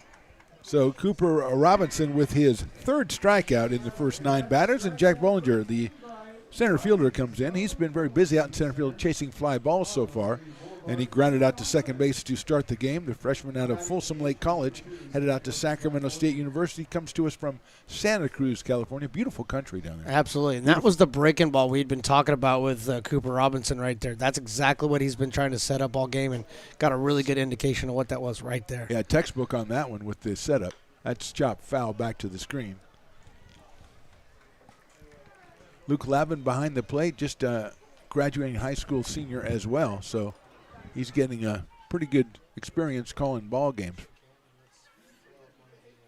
Hit sharply out towards second base again. Sanchez waits for this one a little bit, then he throws to first for the out, and Bollinger's retired for the second time by the second guy. And here's Brady Wetzel, who flied to right field his first time up. Brady hit .318 for Chabot College during this season. Oh, yeah, look at that. Got to talk about this. Aloha, aloha, aloha. It's Hawaiian night tomorrow. Yes. 6:35 first pitch against the West Coast Kings. I'm wearing my Potters Hawaiian shirt. I hope, Stones McCoy, you were doing the same. Line drive out to shortstop. Shortstop can't see it, and it goes into left field for a base hit. I think probably it would have been a base hit anyway, but Auden never saw it, and we talked about that, Yeah. Stones the son. Yeah, no, he never saw it. Had he seen it, he would have known that all he had to do is actually maybe jump 2 inches, throw that glove up there. But it's a freaky feeling when you can't see it off the bat. Right. And that's exactly what happened there. J.P. Boyle, the hitter. Oh, yeah, we're going to bring that. I'm going to talk more about Hawaiian night. Yeah. It's it's one of my favorite nights of the season. Well, and the hat giveaway. Oh, yeah, you've got to talk about yes. The first 500 fans, beach hat giveaway, and we've seen those hats. Well, I've got They're ours. tremendous. I got ours Oh, we got today. ours already? Today Good. I got I'm ours. glad you got them before tomorrow because we're not going to get them. Those things go fast. Oh, yeah, absolutely. Yeah, absolutely fast. Foul ball by Boyle. The first 500 fans, that's nothing here. No. The gates open at, 5:30, and by 5:42, that's done. There's 3 times that amount of people here right now. Well, they'd all have hats. No, a third of them would have hats. would have yes, hats. do Very the good. math. Math is good. 6:35 tomorrow. It's Hawaiian night. I call it Aloha Friday. There goes the runner. It's a check swing. The throw down to second base is on line, but way too late. And it's a stolen base for Wetzel. It's a good throw. Good throw by Luke Lavin, but he had no chances. That base was stolen on Cooper Robinson. Was that pitch called a ball? It looked like a pretty decent pitch. Yeah, I think it's a strike. Yeah, we got 1 and 2 count. 1 and 2. Okay, very good. Boyle struck out his first time up. Out of Santa Barbara Community College. Robinson, his pitch is fouled back to the screen. You might want to check one of my cameras, Mr. Engineer, to my left. Oh, boy. Just check that motion camera and make sure that it's still functional. Every time there's a foul ball into the screen, we have to talk about it. It's kind of that like one the was, overriding thing That one we was talk about all the really time. close. All right, fine. All right. Robinson checking the runner at second base. Swing and a miss. So Boyle goes down for the second time. No runs, a hit, 1 left. We go to the bottom of the third, and the Potters lead at 6-0. Old Town Pizza, a proud sponsor of your Potters baseball, will deliver you a slice that you won't soon forget. Come see why they've been voted the best of the best 12 straight years. Visit otpizza.net to get yours today. But don't take it from me. I think Old Town Pizza should be expanded to the state or even to the country because it's so delicious.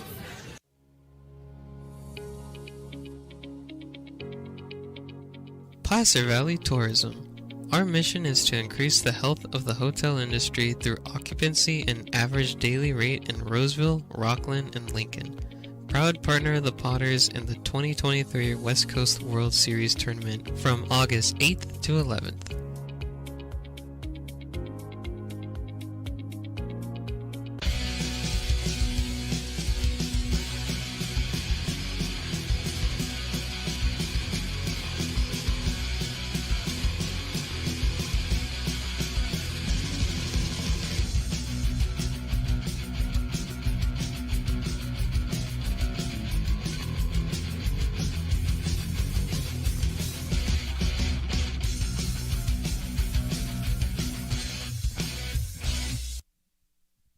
Lincoln Potters baseball. Come on out and join in the fun. Bottom of the third inning, Cade Sanchez will lead us off. Then Jack Grant in the top of the order, Luke Auden for the Potters, who lead this one 6-0 with 5 runs in that bottom of the second inning. Cooper Robinson has gone through 3 innings. Stones, I think probably via the pitch count like you were talking about, maybe one more inning for Cooper? Yeah, I'm thinking probably one more, and then they actually know what they're going to do going into the next one. And do we really? Yeah, absolutely. Okay, so Tomko Susak is back for his last appearance here as a Lincoln Potter this summer, and so they do expect to give him the ball to finish this game out. Okay, there you go. That's the good, plan. Good to know. I like it. He's been a good pitcher so far this season. That's a strike. On the outside corner to Sanchez, who flied to center his first time up. Cade at 263 with no home runs and 4 batted in. That's just his conference numbers. Over the season, he has 11 batted in. He is one of the hottest hitters in the first part of the season, the non-league portion of the year. Right-handed hitter out of Houston, Texas.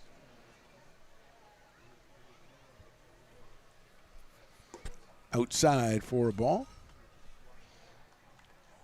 Got a little bit of activity maybe brewing over there for the anchors. Yep. Looks like there's people standing up on both sides. That's hit well to left field. Going back is Boyle, still going back, and it's off the fence. And Sanchez is going to go into second base. The relay is just a little bit too late as Cade pulls in by a whisker for a double.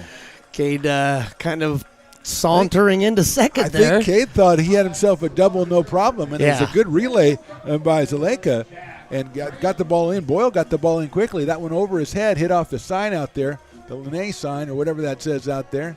And some people thought it was out of here. I knew it wasn't, but Cade might have thought it was out of here too. Didn't quite get enough air underneath that one. That's the LIUNA sign. That's what I said. The local area union sign. Okay. Got to make sure we get it right. Yeah, we definitely do. That's a very good point by you. That is outside for a ball. It's a good point because I think it's Placer County Area Realtors Night too. PCAR? Yeah, PCAR, and they might be down in the old kiln down there, which always is rocking. They gave some koozies away. I call them cozies. You call them koozies. They're koozies, whatever. but yeah. They're cozy for your koozie. Either one. Foul ball by Jack Grant. The entire Potter dugout. I told you. What have I told you every game?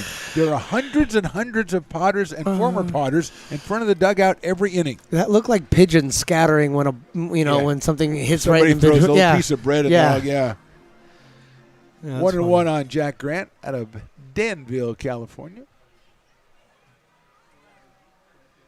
Sanchez leading at second. Here's the pitch. Outside. Nice block by Sakai behind the plate. Potters with 4 hits now in this game, 3 doubles and the Ben Romano single. Anchors have played some pretty good defense considering.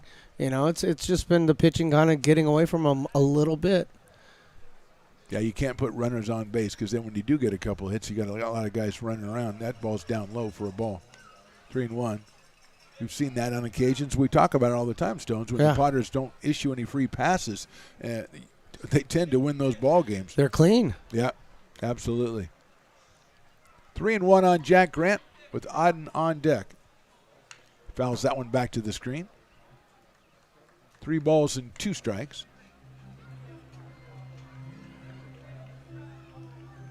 So tomorrow night is Hawaiian night out here, 6:35, and I think we've kind of been urging you, if you're going to come out, be here. Yes. Oh, yeah. Because you want one of those hats. LincolnPotters.com. Nice. Get tickets right now. Oh, Go. That's a great point right there. And you got to because there's not many tickets around for times. No.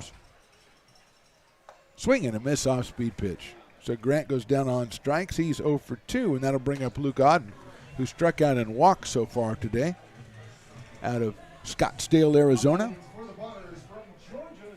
And Georgia Southern University.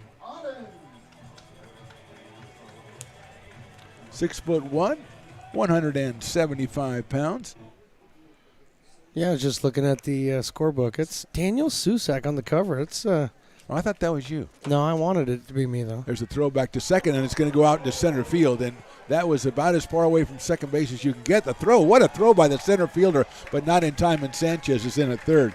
Ballinger picked that ball up, and what a throw to third base. But Sanchez will move over as the error is on the pitcher.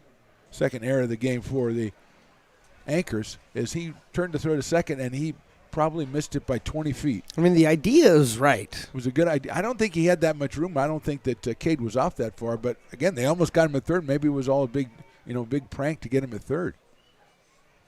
Luke swings and misses. Well, I definitely thought the idea was right. All right, it's the execution that left a little bit to be desired. But the idea, you want to keep them close. You're down big in this. You don't need them just walking across home plate at this point. That's outside for a ball. Gets away from Sakai, but rolls up the third baseline. Activity in the Potters' pen. Activity in the Anchors' pen as well. As Pupil has to be getting up near, I would say 70 pitches probably. Yeah, it's got to be close to 70. 60, 70. Yeah. He's got a 1-ball, 1-strike count on Luke Auden. That is high for a ball. 2 balls and 1 strike. Great crowd out here on a Thursday night. Thirsty Thursday, which may, it is Lincoln, so that may account for some of the crowd. Swinging a foul by Auden.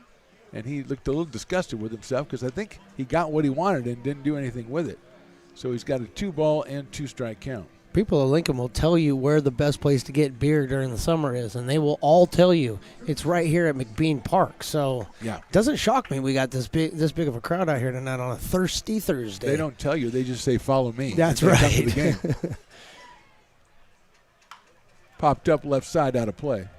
2 balls and 2 strikes, because the Brick and Barrel backyard is like the most popular place in Lincoln during the summer. Oh, we finally got the TV up and running on a regular basis. Yes. So now it's just a matter of, go down there, have a beer, watch the game. Watch the game that is going on right behind you. Well, it's incredible. They don't need to know that, It's just, we try to make everybody happy. That's true. Well, I mean, like I say,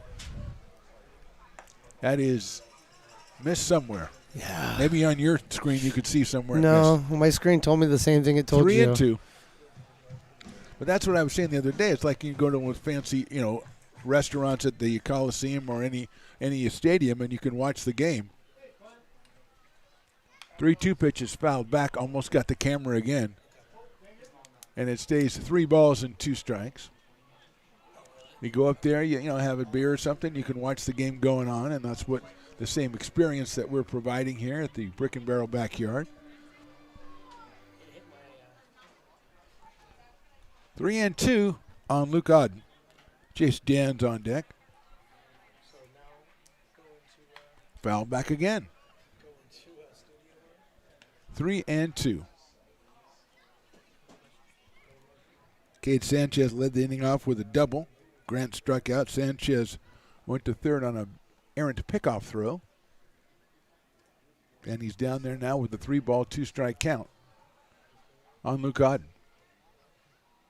Popped up left side. Here comes the third baseman in foul territory. Blyskill is going after it, but it's over the top. What a play. Wow. I hope we caught that on our mini cameras. What a play that was down the third base line by a very small person who made the snag and just ran away with it like it was nothing. Incredible catch. That's a Potter legend already. Wow, what a play. I don't even think he knew it was coming.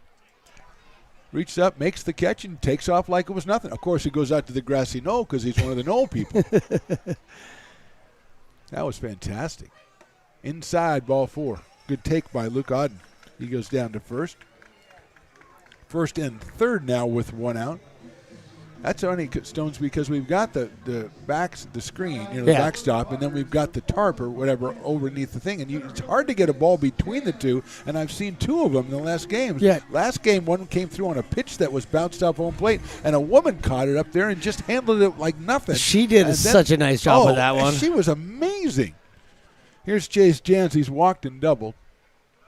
There goes the runner. The throw to second base is going to go out and into center field, and here comes Sanchez to score. The throw again to third, almost got him again, but it gets away from the third baseman. So the steal by Odden, and if they would have had somebody, the shortstop or second baseman at second base, he would have been out, but they didn't have anybody there. And Sanchez is going to come in to score on what has to be given a throwing error to the catcher, but he threw the ball right where he was supposed to. And the Potters score a run here, making it 7-0. And now Odden is over at third base. And Jans with a 1-ball, no-strike count. I did think the guy had a little bit too much air under that ball. He might have had a little too much, yeah. But, he got up immediately. And like we talked about last time, his release was quick. Yeah, yeah. And he got it there before anybody could get over there. He snapped the throw down there, unfortunately. I just think he had a little too much air under that one. Well, I'm going to take the other side as a former infielder. You got to get over to second. If you're covering, you got to be at second base. Don't disagree with that at all, buddy. Beautiful. Jans hits a sharp grounder out to shortstop. That'll score the run. And across to first by Zaleka. And Jans is out 6-3. He does have his second run batted into the game as Odden scores. Second run of the inning for the Potters. They lead at 8-0. But 2 outs now, and here's Nolan Wilson. And we're going to have, I think, a pitching change here, Stones, as here comes the manager out to talk to Pubo, and we're going to step away for just a second. We will find out the identity of that new pitcher. Right after this, we'll be coming back on the Stones Radio Network with the score. Potters 8, Anchors nothing. Have you ever wondered, what is CMN? I thought so. Let me help. CMN stands for Children's Miracle Network, a non-profit organization that raises money for children's hospitals. Locally, UC Davis Children's Hospital is your CMN hospital, the only one in our area. It is a nationally ranked comprehensive children's hospital that provides the highest quality of care to pediatric patients like me. How is this level of care possible? With help from CMN donations. CMN teamed with corporate partners and community donors to fundraise for things like equipment, research, and patient care. All money raised locally during campaigns like this stays local to support children treated at UC Davis Children's Hospital. Sick and injured kids can't wait to get the care they need. And thanks to generous donors, partners, and fundraisers like you, we don't have to. Please give wherever you see the Miracle Balloon, and thank you for supporting CMN at UC Davis. Old Town Pizza, a proud sponsor of your Potters baseball, will deliver you a slice that you won't soon forget. Come see why they've been voted the best of the best 12 straight years. Visit otpizza.net to get yours today. But don't take it from me. I think Old Town Pizza should be expanded through the state or even through the country because it's so delicious.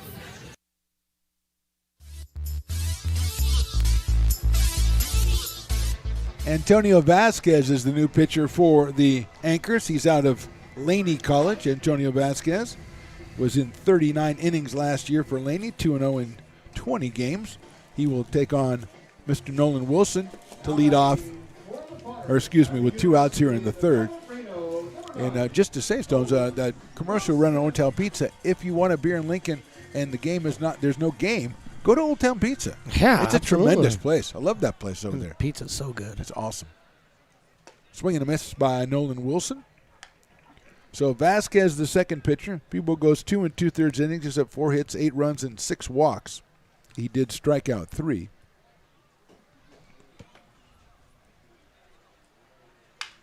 That's it down to third base. That is a foul ball. But give credit to the third baseman, Blysko, who says, I never know what it's going to be, fair or foul in this game, so I'm just going to throw it to first base. I didn't necessarily see the foul call there. Did I just not look up fast enough? I don't think you looked up fast enough. Okay. I think the umpire's like, everybody can tell that's foul. I'm not going to say anything. Okay. I'm cool with that. I mean, if that's the way you want to do it. No, that's good. That's good. Wilson at 444, a home run and 3 batted in. He flied out deep to center in the first, walked and scored in the second. Potters with 1 in the first, 5 in the second, and 2 here in the third. Wilson chops that one out towards second base, picked up by Wetzel. Takes a minute, throws to first, and Wilson is out for the 3. So 2 runs, 1 hit, nobody left. We go to the fourth. Potters 8, Anchors nothing. Hi, Bill Evans, President of the Placer County Association of Realtors. We're in the store, our conference facilities, an amazing team helps keep together an amazing organization, and we thank them all. This organization can't do what it does and can't run the way it runs without the help of so many members volunteering their time. The success of the Placer County Association of Realtors is largely dependent on our active volunteer members to help our organization and industry. The work of our committees greatly impacts our ability to champion efforts across the board and giving back to the Placer County community wherever we can. Like all service organizations, I wanted to serve. And getting involved with the affiliate committee was the perfect way to do that. I love being able to serve my community with my business friends and other leaders and give back to those who are in need. The thing I love about the PCAR committees is they all work toward the same goal of bringing the community together to support those in need in our surrounding area. I instantly came to the meeting and had a wonderful time, felt like I was a part of something bigger, and it was just the start of my leadership journey.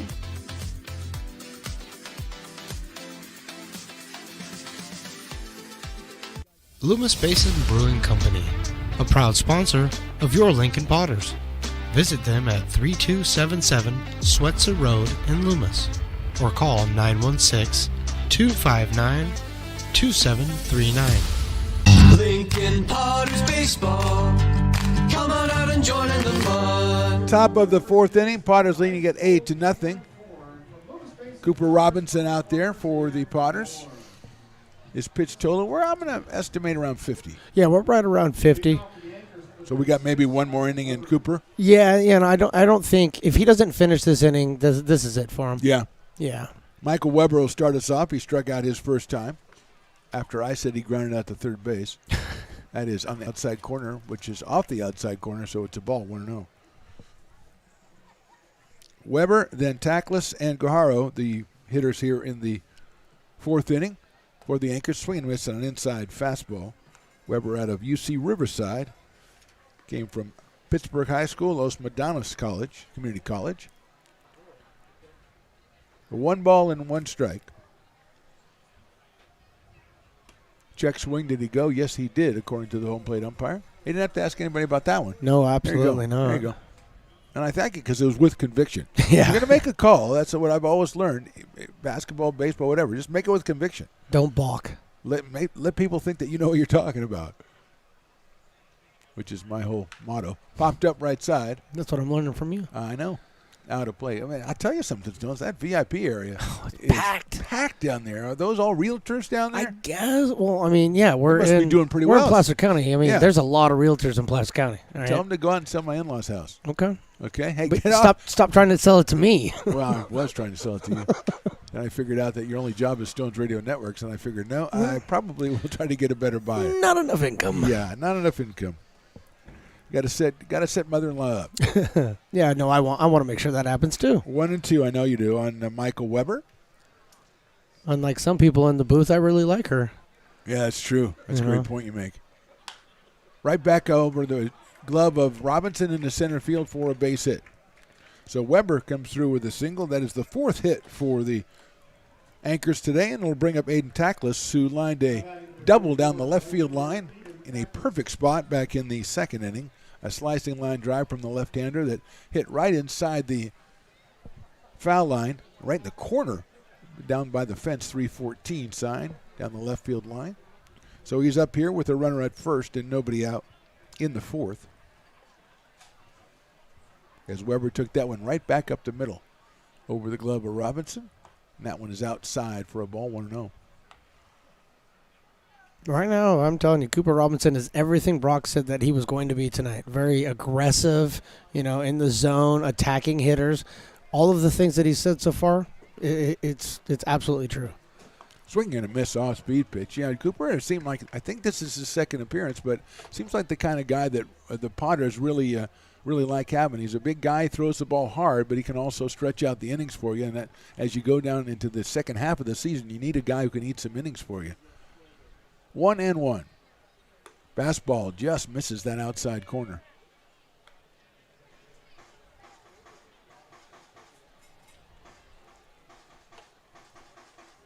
Two balls, 1 strike. Scoreboard just kind of went belly up, so bear with us for a second on the feed. Outside, 3-1. Poor umpire trying to keep track with the scoreboard here inside the stadium. Yeah. That's not going to happen.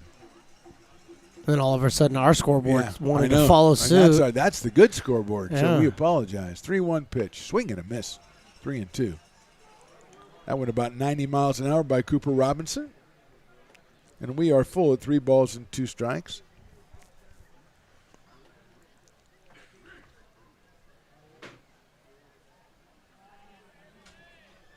Runner leads from first. That's Weber. Fastball. Call strike 3 outside corner. A good-looking pitch. Too close to take. And Robinson with his 6th strikeout. Wow. Numbers are piling up.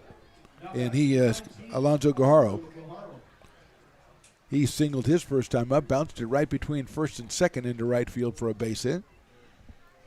Cooper's what you would call a power pitcher. Yeah, I think so. Out of Chabot College, takes an outside pitch. 1 ball and no strikes. Chris Blyskold, the 3rd baseman on deck. Number 7 hitter in the order for Alameda today. That one is in there for a call strike. That's up there right around 90 again. Probably something they're keeping an eye on. How the velocity is affected as he goes into over 50 pitches now. 1-1 pitch. Swing and a miss Nice looking pitch by Robinson. Took something off, put a little movement on that one, but took some velocity off. There's the breaking ball for you. Yeah. He likes it. And Well, he's definitely feeling it today. You can see, he's throwing it a little bit more than Brock said he would, so it definitely means he's got a good feel for it. 1 ball, 2 strikes. High pop up, right side out of play. Yeah, when you're a power pitcher like he is, if you can rely on that second pitch, and work off your fastball, as we've seen Cooper do a couple of batters here, that's invaluable. Absolutely. And then, with the fastball, if you're comfortable with it, moving it up, down, left, and right, that's really going to get you somewhere, especially in this league here and then going When he forward. goes back to school, yeah, absolutely. He's got a 1-2 count now on Guajaro. Swing and a miss off-speed pitch again. 7 strikeouts now in 3 2/3 innings for Cooper Robinson. He faces Chris Blyskill, who he struck out back in the 2nd inning. Third baseman out of Sonoma State University. Came to us from Napa Valley College. Had a real good year 2 years ago. .338 batting average and 45 runs batted in for Napa Valley. So the left-handing third baseman takes a swing and a miss at another off-speed pitch. So that's 3 in a row in the mid to low 80s that he's got enough on and to set up well enough with his fastball that he has really been effective with. 0-1 on Blasco. Luis Zuleika on deck. If Chris can keep things going, that was down low for a ball. So he tried to back it up with another breaking ball just on the other side of the plate. Didn't catch enough of it, but obviously he's feeling it right now. He's got a good feel for it. So if you can set these guys up with breaking balls and then come high and tight with something hard, you're going to get a lot of strikeouts. Yeah, that's what I'm looking at, and that's what he did. That's exactly what you called, Stones. And as you were saying, I'm like, yeah, he'll come back with a high fastball, and that's exactly what he did. And as you also pointed out earlier, he works the high part of the strike zone, and he got that call, which is huge. Established it early. 1-2 now. Swing and a miss to the bad breaking ball, and that's his 8th strikeout. And if that's the last we see today of Cooper Robinson, job well done. We'll go to the bottom of the 4th. Potters with the big lead.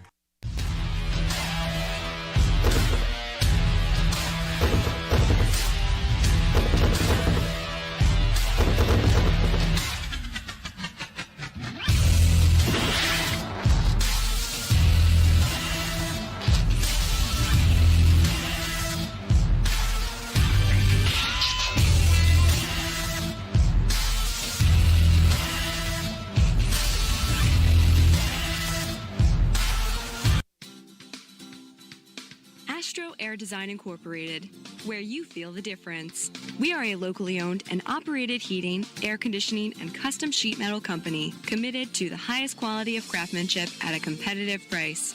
Our trained and certified technicians have the knowledge and experience required to install, maintain, or repair your home comfort solutions. Our upfront pricing gives you the peace of mind because you know your price is locked in. Call Astro Air Design Incorporated today.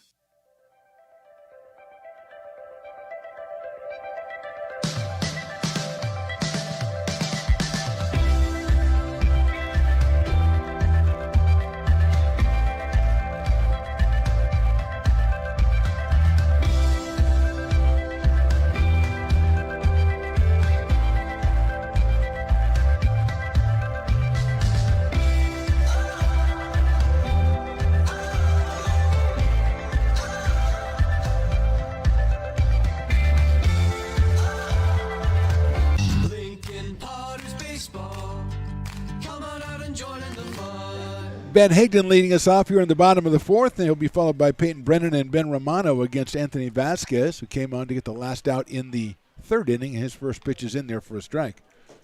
0-1. Higdon has walked and been hit by a pitch in this one so far. Swings and misses at an off-speed pitch.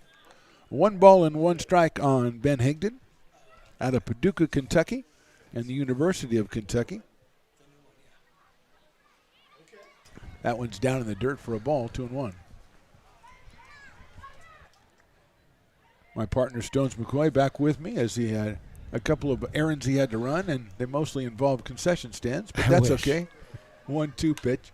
High up in the air left side. Blysko's following it. Here comes Vasquez running over and makes a sliding try and did not make the play. I'll tell you, that is one very energetic pitcher, Stones McCoy. I know you were a pitcher back in the day. I don't envision you making that run all the way over to the screen over there. Vasquez just pulled a center fielder move. Oh, my gosh. Just sprinted as fast as he could, slid because he knew he was coming up against the fence. No, you're right. I would not have done that. No, I like that. Antonio says, I'm getting the outs. I'm trying to get the outs.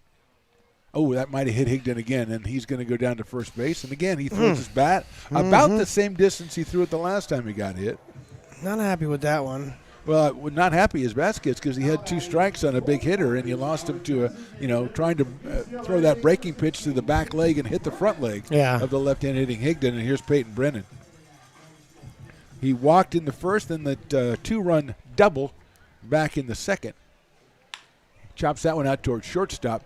Flipped it over to second for him by Zaleka over to first, and they're not going to get Brennan at first base, so it's a fielder's choice. Nice play by Luis Zaleka, the shortstop. Got it over to Wetzel. He threw it to first base, but Brennan was easily in. Impressive stretch over there by the first baseman. I know. I didn't think Weber had it in him, and he might be checking the old groin area just to make sure everything's functioning right down there. I know. I checked it. he really was almost out to the cutout part there. I didn't think he was that tall. No. I think he's a lot taller now. There's a foul ball back to the screen by Ben Romano, who was a 2-run single and struck out. So he is 1 for 2 with a couple runs batted in. So you're saying if I want to get tall, I just need to do those? Just do what he did. You do the stretch. Let me check out with Mike Weber after the game and ask him how he did that. Never stand again. Breaking ball fouled back to the screen. The only problem with that one was he didn't really need to do that because Brennan was already pretty far past the base. I mean, I applaud the effort. But you may only have one of those in your game. So if you only have one a game, I only got one in my save it life. for when it's going to be no, you're never going to do that. There would be a congressional investigation. That scared me when he did it, Yes, it scared me as well. That swing and a miss got him on strikes. So Romano was down on strikes. 2 outs here in the 4th inning, and Luke Lavin's going to come to the plate. Luke's hit the ball well twice right to the second baseman, so he is 0 for 2. Out of Laguna Beach, California, and headed to Stanford University. The Cardinal. Going to have a really good chance to get some playing time, too, this freshman year. Coming in as a catcher, they've got a few guys that are moving on, so there's going to be a good chance for him to get some good playing time. A local product, Malcolm Moore, has been doing a lot of catching down there, and he's a youngster, so, they'll catch him. But, I mean, you go there for your freshman year. It's a learning year anyway, maybe a redshirt year as well. That's outside for a ball. And you learn a lot by sitting around and watching. And maybe you get in, maybe you do some catching, maybe you do some DHing. Yeah. 1-0 on Luke. There goes the runner. It's a chopper down the first base line. Foul. And head first into second base goes Peyton Brennan. And I have to say, probably shouldn't have done that. I mean, yeah, but you got to slow yourself down somehow. I've never gone that fast that I really had to go, I better slow myself down. Yeah, it only takes me one step to stop, So he needs a head-first dive. There are many who say I'm not even moving forward anyway. So it's like, I'm not going to be part of that group. $6 million man, like I'm one of those mime guys. Goes again. That's hit short out into center field. That is, nice play by Zaleka. Goes out and catches it in short center field. So a couple of good defensive plays by Luis Zaleka there in the bottom of the 4th. We go to the 5th. We'll talk to Mike Margema coming up. Potters lead at 8-0. Lincoln Potters Baseball. Placer County's best-kept secret is back for another exciting summer at historic McBean Stadium. 33 action-packed home games loaded with fun for the whole family. Local beer, wine, and eats. Fireworks, giveaways, theme nights, kids zone, and more. Come join in the fun and enjoy small-town baseball with Major League Entertainment. Tickets on sale now at LincolnPotters.com. Lincoln Potters Baseball. Come on out and join in the fun. Tonko Susak on the mound for the Potters here to lead off in the top of the 5th inning. Are we hooked up? We're hooked up, but I don't currently see Coach. And let's not forget, Coach is stepping in for JP. He's interim today, right? Yeah, while he's on. So, I mean, his mind might be going 1,000 miles a minute. He may have forgotten this one. I can effort him. So, let's just go ahead and go on with the inning, and we'll see if we can't effort Mike Margema. Excellent idea. Tonko Susak on the mound. He replaces Cooper Robinson, who was very impressive. 4 hits and 8 strikeouts over his 4 innings and no runs allowed. So Cooper with a tremendous performance. The guy out of Folsom, California, and UC Irvine. And he gives way to Tonko Susak, who has been very, very good so far for the Potters this summer. And as Stones was saying earlier, that Tonko's going to be out of the University of Arizona. Usually you get on a pitch count when you're from the big schools like that, or any school, actually. College is going to send you, I'm going to send you out for the summer, but you can only throw, 17 innings or 100 pitches or whatever it happens to be. And Tonko's, or maybe they just put a date on it, end of June, whatever it happens to be. And Tonko has reached that limit, so this will be probably the last time we see him, and he has been very good so far for the Potters. Absolutely, it just, again, it's another summer. We got another Susak out here. The Susak family's just a tremendous family, and it's going to be tough to say goodbye to Tonko, but it's been a blast having him out here, and we're always going to follow them no matter what they do going forward. So you make a great point, Stones. We are always saying goodbye to Susaks over here, and it always makes me sad. No, I know. I'm With sorry. you. I'm an emotional guy. When we get elderly, as you know I am now, because you went to my birthday party, although you skipped out on certain parts of it. Yeah, skipped out on part or two here. Yeah, the part or two here. We always, you get very sentimental, and we're going to get that way with Tonko as well.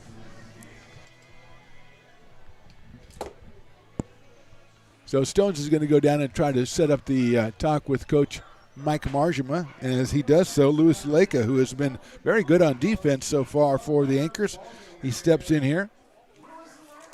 He is the half-off Dueling Dogs Brewing batter of the day. So if he strikes out, it's half-off Dueling Dogs products. And it's already a Thirsty Thursday, so it fits right into our theme. Lewis, his first time lined out to second base, so he is 0 for 1. Out of the College of San Mateo. Takes down low for a ball. 238 in 23 games last year for Lucas Leica. 1-0 from Susak. That's chopped foul back to the screen. Am I reestablished with my guy down there? Yes, we are. Coach, you with me? I'm here. What's going on, fellas? Coach Marjama, it is a pleasure to talk to you. I think we have to start off tonight with Cooper Robinson. Fantastic. Absolutely fantastic. I think early, little up. Was a little late with his arm. Then started getting it back down, establishing. Nice play with Janzy. You're right at him. We're good. Thank you. Well done. Sorry, I'm taking over now. No, it sounded good. Let me just break in and say it's Aiden Sakai at the plate, and then you keep going, Coach. Continue with Cooper Robinson. Yeah, fantastic. Started getting his breaking stuff going. Changeup is fantastic. Great pitch for him. So great to see him. And then, talk about bringing Tonko out of the pen here. Got to love it. These two on the mound tonight should be fun for the fans to watch. We'll let Tonko throw this pitch in that is inside for a ball. So Tonko in a situation that this is pretty much it for him as far as pitch limit and appearance limit? Yeah, pretty much. This should be, from what I've been hearing, this will be it for him. A good pitch right there, driving the ball well. Getting him back on the rubber here, getting him back out here, getting some confidence going. He's a great kid, good stuff. Love to see it. So it's fun to see these two, like I said a little bit before. I can't, I guess, what is it, over as whatever that is. Oh, Nolan. Yeah, keep calling it. Look at Nolan. Ground ball to Nolan right there. We got a catcher over here playing first and a little bit of outfield, and look at him. He's loving it. Well, yeah. Coach, you got to give me a little bit more. You can't just say, "Oh, Nolan." You got to give me a little bit more down there. You've been around baseball a long time. You know what to do. I had Nolan at Granite Bay here, so I got to give him a little bit of smack here and there. See, yeah, look at him. He's talking to me. Yeah, see, here we go. Little chirp back and forth. You got to love it. That's baseball, right? So you're heckling your own player. That's really good. That's an interim coach's job, I would imagine, huh, Mike? Hey, we keep it light around here, right? We got to have some fun. Oh, absolutely. I got to love it. Look at this guy. He's loving it. This is what we love to see, right? These guys falling in love with the game, falling in love with the atmosphere. Beautiful evening out here. Does it get better than this? It's awesome to see these kids smiling and having a good time. Coach, let me ask you, Nolan Wilson, a perfect example. He comes in here. He was a catcher for the first couple of games, moved out to first base. Now, is he a guy who usually moves between spots, or are you just getting another look at him, or just giving him another look at the game? UNR had him out in the outfield a little bit. He's always, really been able to swing it. He caught in high school there at Granite Bay, and to having Nate Esposito here is great. Oregon State assistant, caught a lot in the minor leagues all the way up to AAA. So, here's another valuable resource he has. So Nolan's going to be behind the plate with Luke Lavin here this summer, getting some work in and preparing him to, hopefully get that starting spot at Reno this next year behind the plate. Well, I know that Ryan Stevens, one of his main tenets was to give guys options, make them more inexpendable, if you can say that, and give them more chances to get on the field. And I'm sure with your experience, you kind of look at it the same way. Oh, absolutely. I mean, there were years in the minors. They're like, March, you play first. I'm like, Skip, that's my best position. I've never played there before, but hey, it's going to give me a chance to swing it. Gotta love it. You said that 9 times, I imagine, on every time. There's a throw down to first base and did not get him. They pulled Nolan Wilson off the bag, I think, with the throw. It's a swing and a miss by Bollinger. He strikes out, but the ball gets away from Lavin. Guns it down to first base. Might have pulled Wilson off, might have beat it out anyway, but a runner at first base. Yeah, this is an opportunity, to get 4 outs in an inning. Gotta love it. Gotta love it. Hey, Coach Marge Stone's here. Hey, I got a question for you. You guys dropped a real tough one against a CCL opponent last on Tuesday.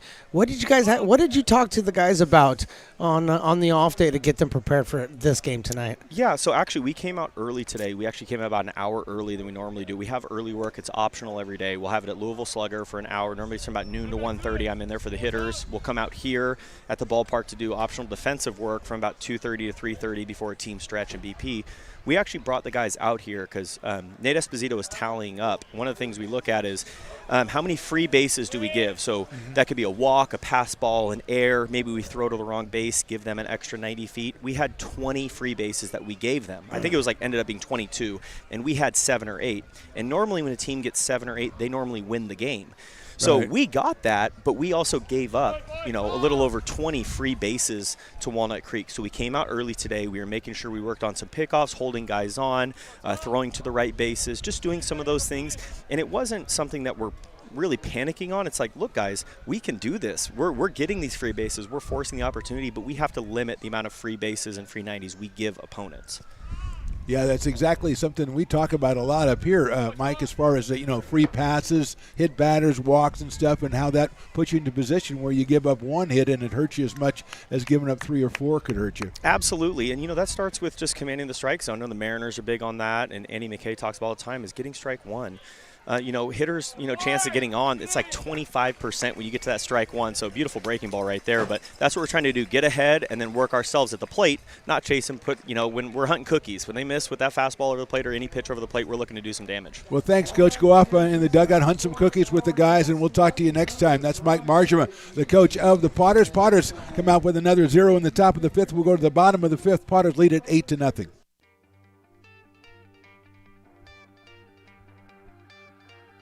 Gooseport Public House. We have sports on 10 big screen TVs, 23 beer taps with classics and crafts, a full bar with creative craft mixed drinks, live music, and most importantly, great fresh food.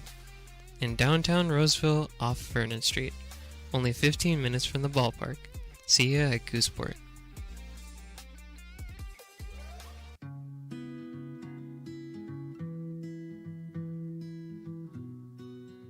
Lincoln Area Archives Museum is the official partner of the Potters' 100th anniversary season. The museum is located just around the corner in Bierman Plaza in the center of the Old Historic District.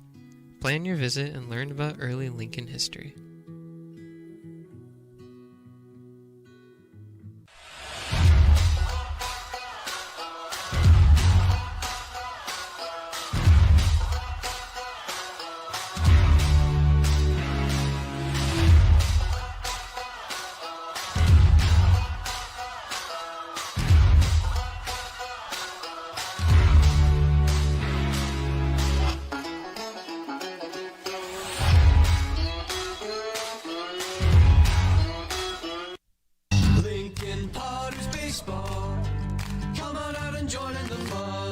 Cade Sanchez leading it off for the Potters here in the 5th. He swings and misses off of Anthony Vasquez, who's working in his 3rd inning. Sanchez has flied to center and doubled in this one, so he is 1 for 2. Takes that one down low for a ball. Tomorrow night is Aloha Friday, or Hawaiian night. It's 6:35 first pitch. At historic McBean Stadium. That's very helpful information. And we want to point out, if you're watching here, there's chopped down to third base. That's a tough play if it stays fair, and it does not, I don't think, as the umpire. Again, he doesn't really say much. He just kind of goes, you guys figure it out. My point being that you want to come out here because Stones, the beach had giveaway. Only the first 500 people. And you say, oh, that's okay. I'll show up at like 20 minutes before the game starts. I'll be in there. No, you won't. No, you won't. No, you won't. No, you won't. Look at the fans. They're here. They've been here all season long. Get out here early. Hawaiian night, I call it Aloha Friday. Aloha Friday. Come on up and say hi to me, and Stones will be sporting. And I think Willie as well will be sporting the Hawaiian shirt, the Potters Hawaiian shirt. And if you want to know what the Hawaiian shirt's all about, come check us out, and then you go buy your own. You can get your own, just like we wear. We'll autograph it. We will, but that would really ruin it. Yeah, you don't want to wear it then. Ruin it. You're not going to wear it because it's so famous now. I can't wear my shirt because Stones McCoy autographed it. I'm sorry, who's that again? Who's that again? Who's that again? And that's your wife saying that. 2-2 now, I think, to Cade Sanchez. Hits it sharply down the third base line. That's a fair ball picked up by the third baseman across the diamond over the head of the first baseman from Blaskel, and going to second is going to be Sanchez, and he slides in safely. It'll be hit and an error on the throw. And Sanchez is at second base with nobody out. Fourth error of the game for the Anchors. Good play behind third by Blaskel, but that's a long, long throw, and he couldn't get it down in time. And over the first baseman's head, that's Weber. And going to second base is Cade Sanchez. That'll bring up Jack Grant, who struck out twice in this game so far.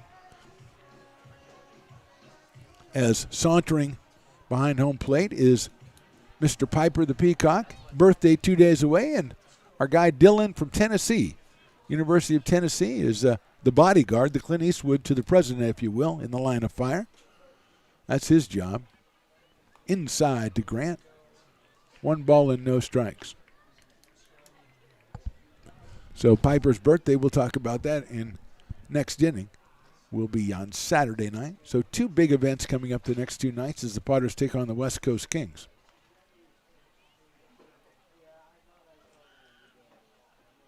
Grant takes a fastball in the inside corner for a strike.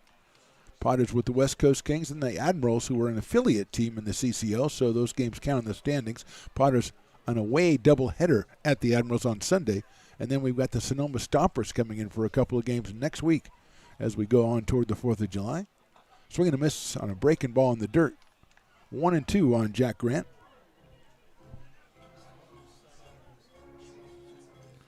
Luke Auden, the top of the order on deck for the Potters. We are in the bottom of the 5th. Potters lead at 8-0. Potters with 5 hits in the game.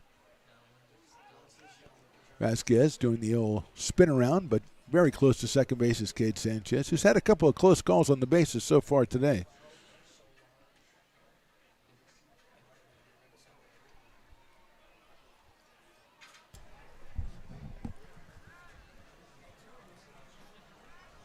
One and 2 on Jack. In the dirt, nice block behind the plate by Sakai. Evens the count at 2 balls and 2 strikes.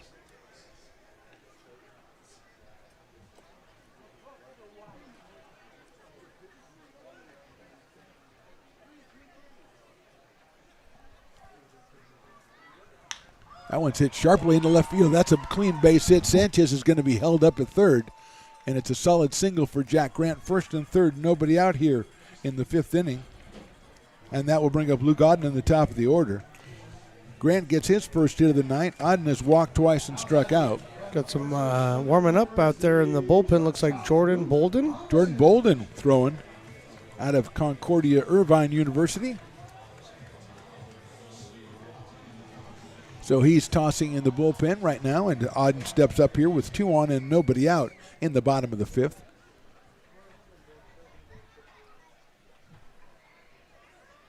Sails outside for a ball from Vasquez. Would be surprised if Jack Grant doesn't take off from first base here for the Potters. But they do enjoy the 8-run lead, however. High pop-up left side. Blaskel's coming after it in foul territory, looking up and reaches up and makes the catch right by the fence for the first out. So good play by Chris Blaskel over there for the first out of the inning, and that'll bring up Chase Jans, who's walked, RBI double in the second, and then a ground out, RBI ground out in the third. So Chase is 1 for 2. He scored twice and driven in 2. 4:06 coming in for the Potters. The great Will Law in the house. Oh, boy. It's my guy. Did he tell you, "Hi, I'm the Great Will Law"? No, I call him the Great Will Law. He was one of the MVPs of the alumni games. It's because I got his jersey. I kind of like him. You like him a little bit. Yeah, he's one of your Potter heroes. Yeah, but there's somebody even greater from Potter's lore in the building tonight. There's not many greater than Will Law. No, but the great Ryan Stevens sure is. Oh boy. Well, I don't know. I don't know. Who do you don't know about? Ryan Stevens. Inside corner for a strike. I'll let him know you said the that. guy. Well, he retired from the team and he's here every night. Yeah, well, it's because his son has to be here. My kids here. want to come. My kids always want to. Well, once in a while, tell your kids, no, I'm staying home. I'm watching TV or something. He would just go home and watch the Potters game. Probably. That gives us another view. That's I'll take it. Yeah. Hey, I'll Ryan, totally go take home. it. I want the Well, views. while we're saying that, thanks to everybody checking us out on the YouTubes, the Lincoln Potters, and the Stones Radio Networks. Please subscribe. Absolutely. So that you can go live with us every time we go live, and you won't miss a game. To the 613 now following us. Thank you we very want much. More. That's in the dirt. We need more. I'm thankful he wants more. Both can be true. Oh, yeah. Both can be true. Yeah. Or if you check us out on Facebook, we deeply appreciate that as well. I think I'm on. No, I don't know if I am. You're not on Facebook. I guess I'm not if I don't know. No, I know you're not. It's a breaking ball. I think my wife is, though. Yeah, she is. She has no idea if she is or not.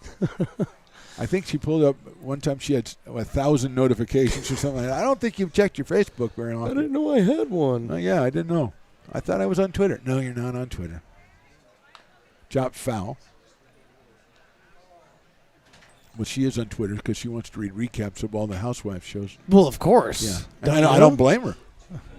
I'm trying. And watch, I look down there just to make sure Piper's okay, and there's the faithful volunteer right next to him. Yes. Protecting him, Clint Eastwood. Oh, yeah. 2-2. Got to protect him for 2 more days. Got to get him to his birthday party. That's chopped foul down the third baseline, and it looks like, what a play by the coach. And an arm to boot. A little bit too much air underneath that one for my taste. Well, if he was thrown from behind the dish, I'd give him the same criticism. Too much air. A little too much air under that. That's what you like to say about people. That's right. Yeah, I like to criticize people. Yes, I'm really good at that. I thought you were a pitcher, not a catcher. Yeah, it's part of the battery. I dabbled in both. Jans fouls that one back. Once you start playing baseball, if you don't at some point in time play majority of the positions on the field, you're not really a baseball player. That's true, but I do remember the one time I thought about trying to be a catcher. Yeah. And it was funny because my son did the same thing thousands of years later. He said, I'm going to be a catcher. We got him at real fancy catcher's mitt. Mm-hmm. He didn't even get the gear all the way on before he decided that was not for him. Chopped down to third. Nice play by Blyskill. He's going to have to go across the diamond to first. Good play by Chris Blyskill, but the run will score as Jans gets himself another RBI ground out. And the Potters now lead at 9-0. Sanchez scores. Jack Grant now is at second base. Just a chopper that there was nothing really Blyskill could do about it except for go across the diamond. He had to hurry to get Chase Gaines. Here's Nolan Wilson, who has flied to center, walked, and grounded to second. So he is 0 for 2. He has scored a run today. Comes in at 444. Out of Roseville, California. Stands straight up at the plate waiting for Vasquez's pitch, and he fouls that one back to the screen. Nolan's in that one of those things you can tell on the hitter. He's just kind of just missing everything. Yeah. He's really mad at himself. Well, he's seeing it really well, Yeah, and he's that's like, why he's "There it is, right upset, there, I because I want can that." see it. I'm Yeah. just not putting the right part of the wood on this ball. You said it very well there, batting coach. Swing and a miss, 0-2. And then you just get really anxious, Yeah, and so yeah. you're seeing it so well. I'm seeing this one too, but you I missed see it that right spin. there, but it's not there anymore. Yeah. Ben Higdon on deck. 1 run in, and Grant out at second base. It's nice to hear that they had the team out early, though, and they started talking about some of the actual fundamentals, because that type of stuff gets passed over in summer baseball. In the dirt, gets away, going down to third, and going in safely is Jack Grant. Yeah, you're right. That sometimes you forget the things that you take for granted all the time, and you got to remind people of. Yeah. Got to remind me. Clean it up. Clean up your act. You get a little sloppy sometimes, or inattentive, and good job by the Potter staff to, and I'm sure they've done that, a couple of times every summer, but you got to do it. They're very perceptive. Yeah. Fouled by Nolan Wilson. Back to the screen. Our guy didn't even move. Ben's just like, yeah, whatever, dude. He's going to come up and stand like right in the left-handed batter's box. Yeah. Go ahead, bud. Come on. I'm ready. I'm ready to go. Anthony Vasquez, the second pitcher for the Anchors. Jacob Pubel started it and went the first 2 2/3. That's outside for a ball, 2-2. And this is a tough pitcher to have because he's not throwing that hard, and he likes to take something off even that and gets an anxious hitter like Nolan is right now, or an over-anxious hitter, and makes him lash out at it. Well, that's why it's important to be able to control and be able to trust your catcher so you can put balls in the dirt and really take advantage of that. That's a fastball. Just misses 3-2. Oh, good. That was a good pitch selection there by Vasquez, as he hasn't thrown one like that in a while. But it's 3 balls and 2 strikes now on Nolan Wilson. 2 outs here in the 5th inning. Potters 9 and the Anchors nothing.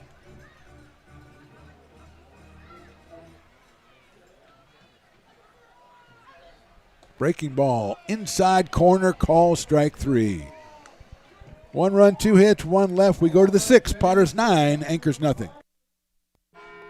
It's all you. No, I insist. It's your turn. Nope, I think it's your turn. I appreciate you so much. Thank you so much.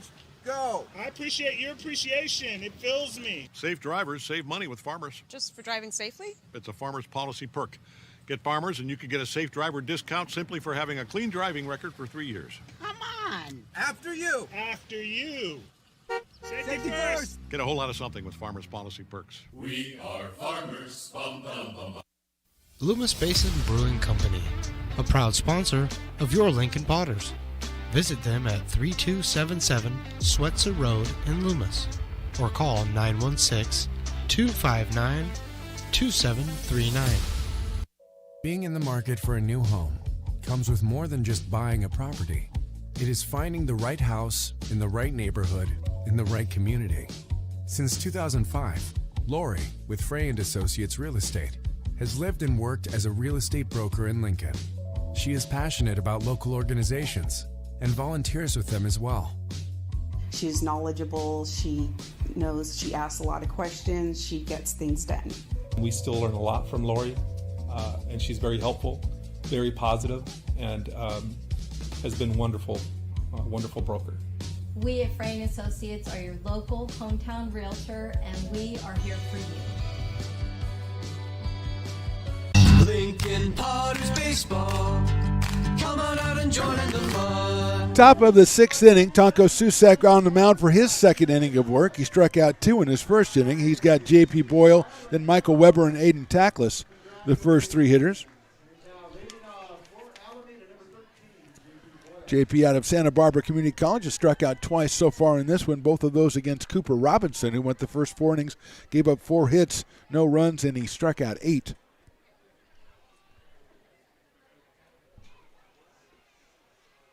Susak's pitch is check swing over by the dugout. Nicely played over there by Michael Weber.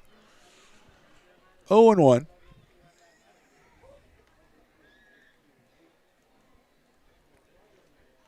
So all in all, Potters pitchers have struck out 10 through the first 5 innings.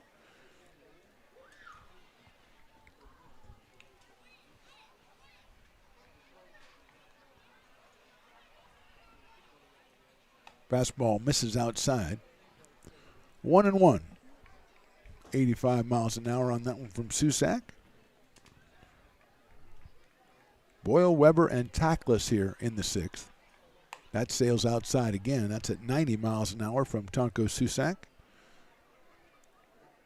JP appeared in 22 games for Santa Barbara, hit .245, had a home run.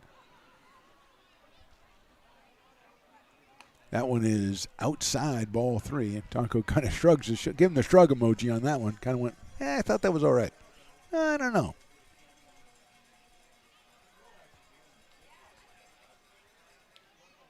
That's a strike on the inside corner. 3-2 on J.P. Boyle.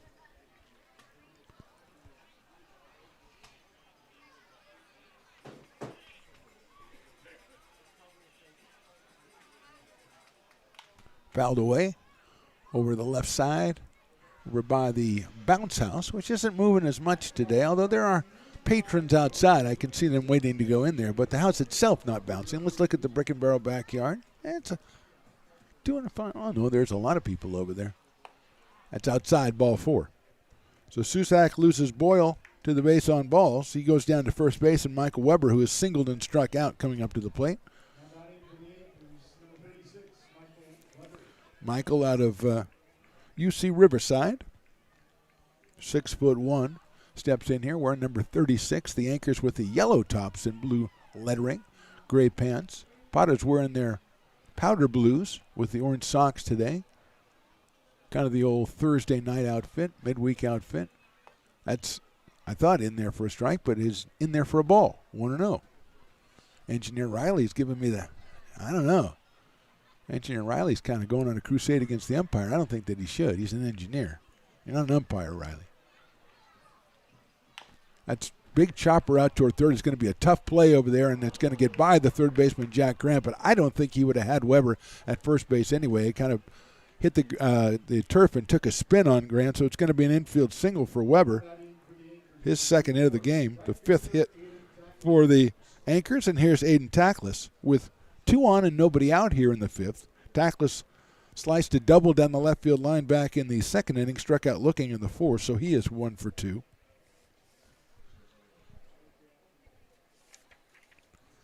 Aiden out of College of San Mateo, originally from Sacred Heart High School in San Francisco. Left-handed hitter with a slightly open stance. Fastball's high and outside, 1-0 on Aiden Tackless. Alonzo Guajaro is on deck.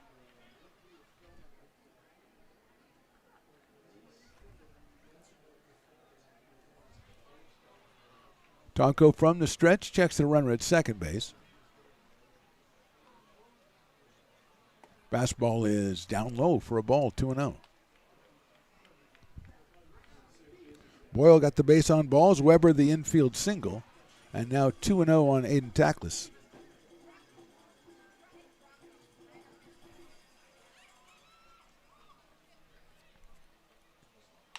Line drive, one hop. Nice play by Grant over to second. Throws the ball into right field. Here comes the first runner around. He's going to score. Higdon picks it up in right field. And coming into third is Weber as Boyle scores. Weber goes to third. Tackless will get an RBI, but it's an error on the third baseman, and Tackless is at first base. Grant with a tremendous stop on one knee. He got it, tried to throw it from the knee to second. Sanchez coming over to cover the bag. The ball was too high and outside for him to grab it, and it goes out into right field. First run scores for the Anchors.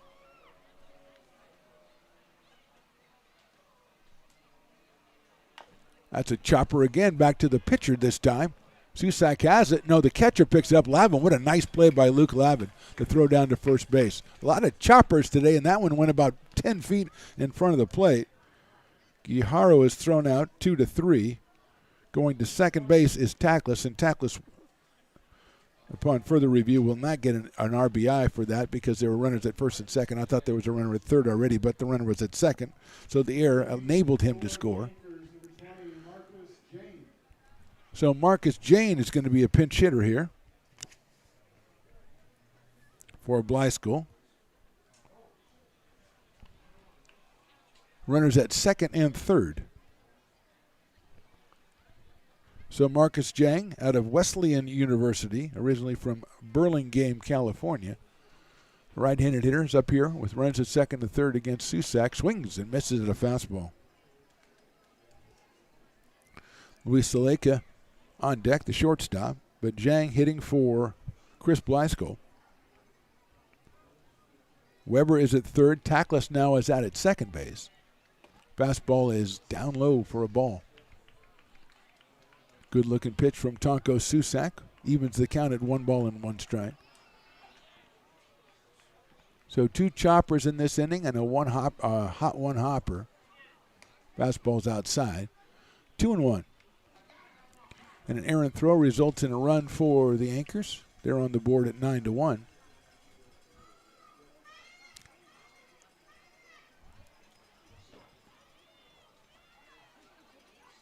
Swing and a miss again by Jang.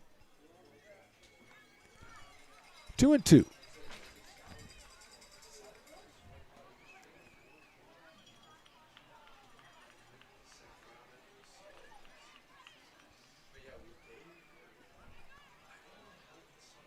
Fastball, call strike 3 outside corner. Beautiful pitch by Susak at 92 miles an hour.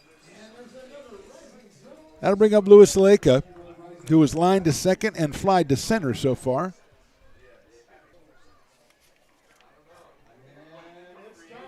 He is the Dueling Dogs batter of the game, but so far he has spoiled Potter fun. If he strikes out, it's half off Dueling Dogs products for the remainder of the inning. Breaking ball's in there for a strike, 0-1. So 1/3 of the way to half off, and I think this is a half off crowd. It is a Thirsty Thursday, so they are on the edges of their seats now as there's 0-1 on Luis Leica. Swing and a miss, fastball in the inside corner, so we're 2/3 of the way to 50% off Dueling Dogs products. And am I the only one that cares? I don't think so. I'm looking at this crowd. There's a lot of people whose fortunes hinge on this next pitch. Fastball just misses outside. Just misses. I can taste the beer.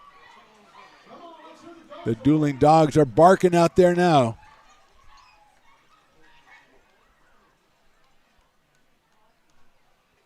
Swing and a miss. Ball's in the dirt, picked up by Lavin. Takes the mask off, throws it to first. 50% off, and the tag just barely beats the runner. And that is the end of the inning. 1 run, 1 hit. 2 left. We go to the bottom of the 6th. Potters lead at 9-1.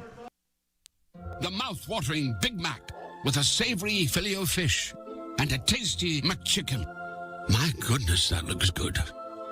Oh, you're making a McDonald's menu hack. Yes, a land, air, and sea. Oh, it's going to tip over. No, it's good. It's good. Very stable. Order the land, air, and sea by name. Build it by hand.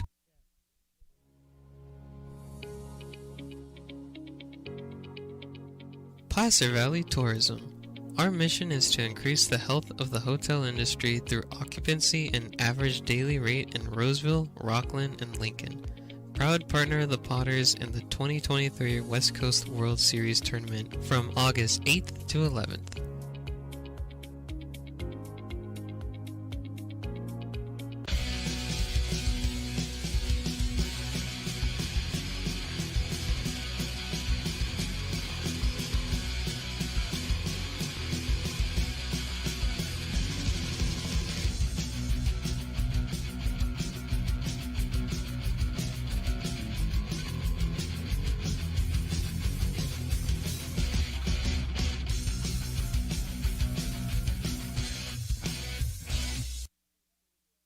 Lincoln Potters Baseball.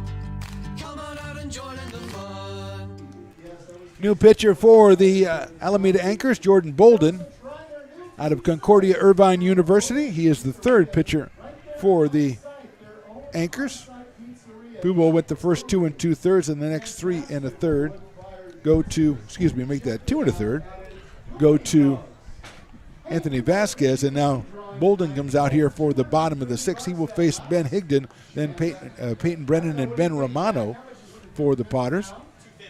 250, give or take, in the 50-50 now, so 125 going to the winner.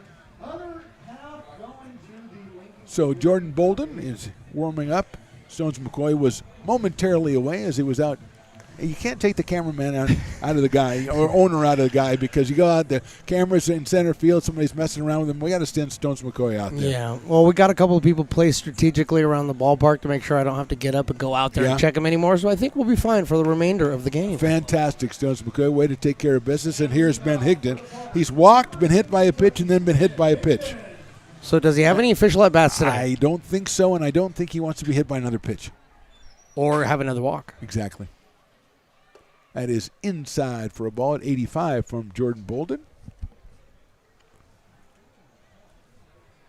Jordan is majoring in biology, and I have to thank whoever put together the notes on the Alameda Anchors. Very impressive.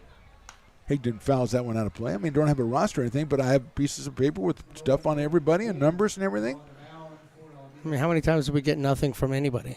Yeah, and these guys, I mean, pretty good. It's nice. You get a little information. Majoring in biology, I love to know that kind of stuff. Fouled out of play.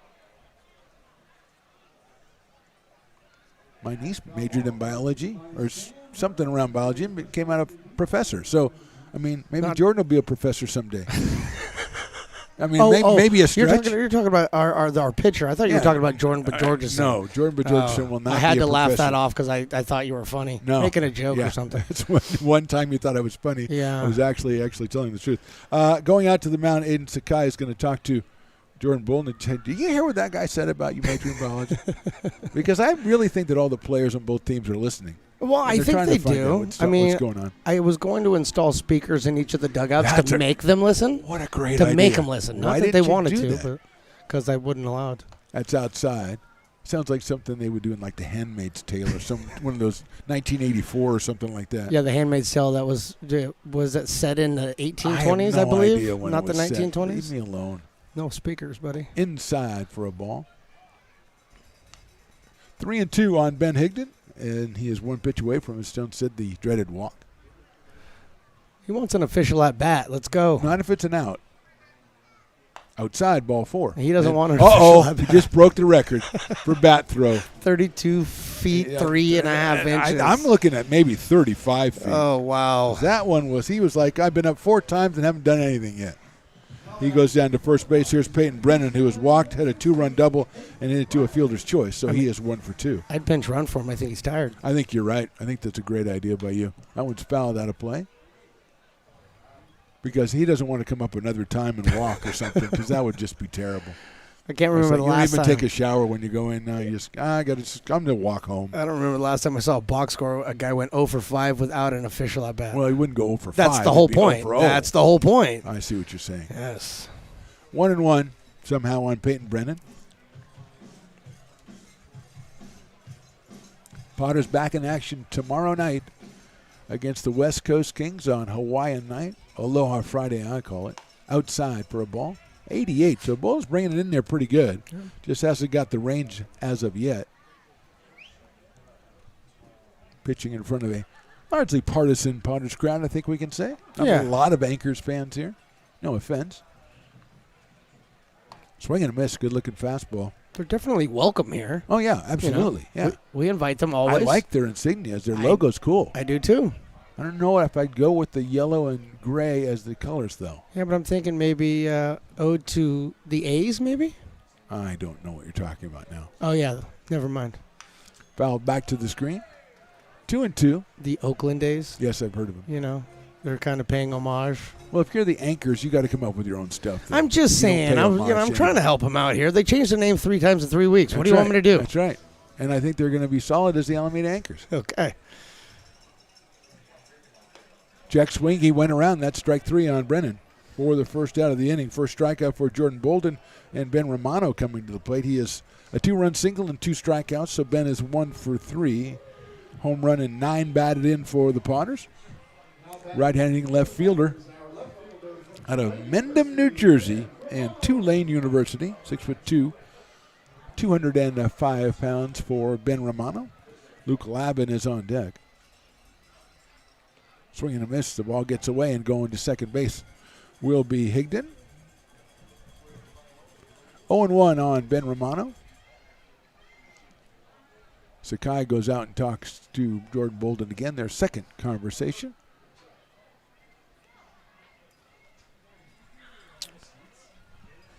Bullpens are quiet for both squads at the moment. Yeah, well, you said probably Susak is ticketed to go until, he looks like he doesn't want to go anymore. Yeah, we kind of know what the plan is for the Potters, but for the Anchors, I wasn't exactly certain.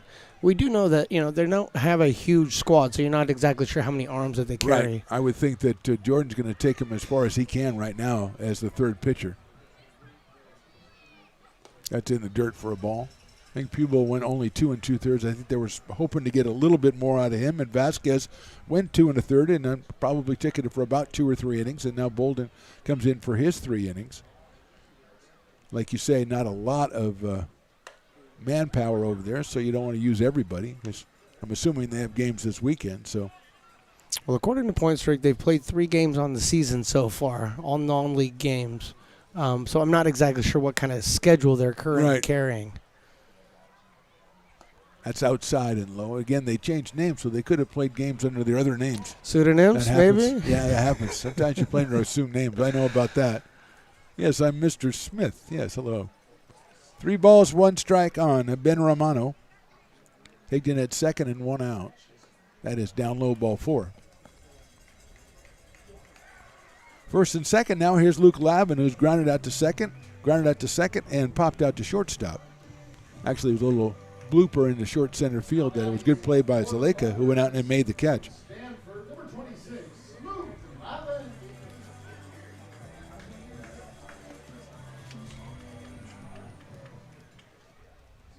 So here's Lavin. Breaking ball caught the outside corner for a strike. 0-1 on Luke out of Laguna Beach, California. 6'4", pretty big for a catcher, and probably getting a lot bigger before he's done. That's inside. Nice block by Sakai. 1-1 on Luke Lavin. When you say big, you mean as in tall? Yeah, I do. He's going to indeed. get bigger because he's going to fill out. Well, he might get taller. Yeah, he might get taller, but 6'4", it seems to be, and I'm not joking, it seems to be about the average size of the catchers nowadays in the big leagues. If you look at them. That's wrong. It's ridiculous. Yeah, you can't have catchers that big. They're Come on. huge. Well, I remember when Cal Ripken was big for a shortstop. Yeah. Fouled out of play to our left. Probably still is. Cal Ripken was pretty big. Yeah. But there are some bigger shortstops now. Yeah, A-Rod came in, was not the prototypical shortstop, at 6'4", 250 pounds. Yeah, they just build them different now, Phantom. That's what I'm hearing. Outside for a ball. Although I think Alex Rodriguez was probably 215 pounds, not 250. Yeah, probably 215. You're 250, then you can play shortstop. Then you can 250. You're like actually Aaron Donald you out there. should be playing football. Exactly. Yeah. Now Alex could, in one night, he could probably balloon up 35 pounds. Swung on and missed by Lavin. Depends on who you talk to. Yeah. 2 outs here in the 6th inning. Couple strikeouts for Bolden, and here's Cade Sanchez, who has doubled and singled and flied to center, except I don't think that's Cade Sanchez.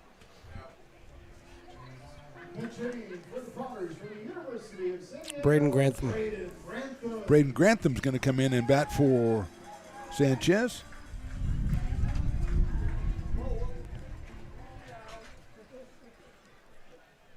So Braden Grantham comes in out of Mesa, Arizona, University of San Diego, and takes that one inside for a ball. So Sanchez ends his night 2 for 3. 2 runs scored for Cade. 1 ball and no strikes. That is in there for a strike. 1-1 on Braden Grantham. See a bunch of people starting to put their sweatshirts on here in the. It's a little chill. Yeah. They're still hanging out though. No, they're not leaving. They don't leave. They know to bring, you know, just in case, a little sweatshirt or something. You still got, I think next weekend I saw that they won't be needing sweatshirts. I don't even want to say those numbers. Will be here. That's down low for a ball, 3-1. I saw the numbers that you're referring to, and I can't refer. All I'm saying is we'll be here. I think but the AC will be cranked. The AC will definitely be cranked those nights.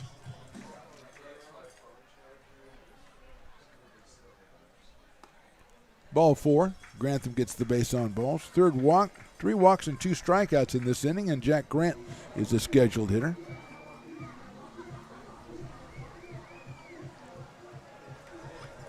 And he will be the hitter here with the bases loaded.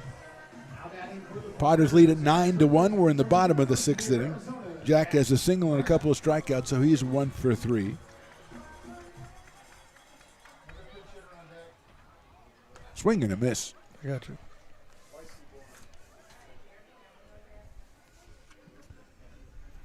Looks like Chase Weisenborn has come out in the on-deck circle to bat for Luke Auden if his position comes up in this inning. There's a breaking ball. Did not get the strike zone, so it's even 1 ball and 1 strike. Wind's starting to blow in quite a bit now. Just all of a sudden changed directions. Yeah, you it really can start has. to feel it blowing into home plate. Fastball's in there for a strike at 88 on Bolden. 1-2 now on Jack Grant.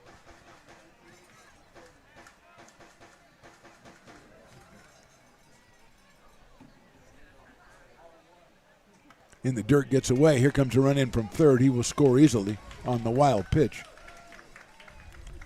That's Higdon. Romano moves up, and so does Grantham to second and third. Potters pick up a run. It's now 10-1, and a 2-ball, 2-strike count coming up on Jack Grant, looking for his second run batted in of the season.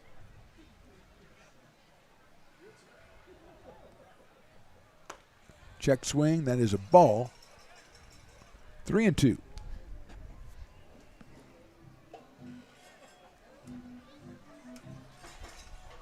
Jordan Bolden on the mound for the Anchors. 3-2 pitches outside. Did he go? Yes, he did. They're going to ring him up that he swung. So Grant is out on strikes for the third out. 1 run and 2 left. We go to the top of the 7th. Potters lead at 10-1.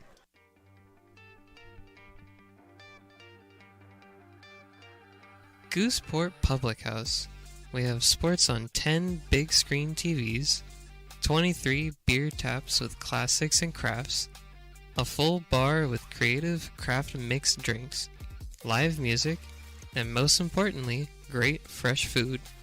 In downtown Roseville off Vernon Street, only 15 minutes from the ballpark. See ya at Gooseport. Old Town Pizza, a proud sponsor of your Potters baseball, will deliver you a slice that you won't soon forget. Come see why they've been voted the best of the best 12 straight years. Visit otpizza.net to get yours today. But don't take it from me. I think Old Town Pizza should be expanded through the state or even through the country because it's so delicious. Lincoln Potters Baseball. Placer County's best-kept secret is back for another exciting summer at historic McBean Stadium. 33 action-packed home games loaded with fun for the whole family. Local beer, wine, and eats. Fireworks, giveaways, theme nights, kids zone, and more. Come join in the fun and enjoy small-town baseball with Major League Entertainment. Tickets on sale now at LincolnPotters.com. Lincoln Potters Baseball. Come on out and join in the fun. Top of the 7th, Tonko Susak back out on the mound for the Potters for his third inning of work. He'll face Aiden Sakai. Then the top of the order, Jack Bollinger and Brady Wetzel for the Anchors. Potters pitchers have struck out 10 batters in 6 innings. Make that 12 batters in 6 innings, 10 batters in 5 innings, 12 batters in 6 innings. Sakai has struck out and grounded to first, so he is 0 for 2 in this one.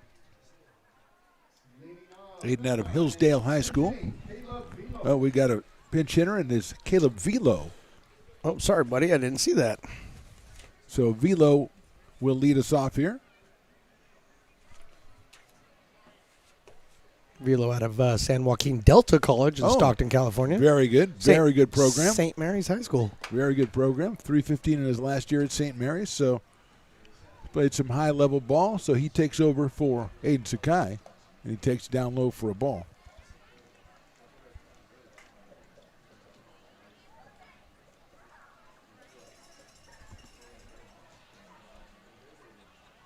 That's lined foul out of play to our right. 1 ball and 2 strikes on Velo. Got a nice group of people over there just wrapping up their last drink over at the Brick and Barrel backyard, watching the game on the big screen. Top of the 7th, yeah, after the 7th inning. You don't sell them anymore, so you got to get over there now. No. Check swing, it is in there, call strike 3. So Susak gets the strikeout of the pinch hitter Velo for the first out here in the 7th, and Jack Bollinger, the center fielder, coming up to the plate.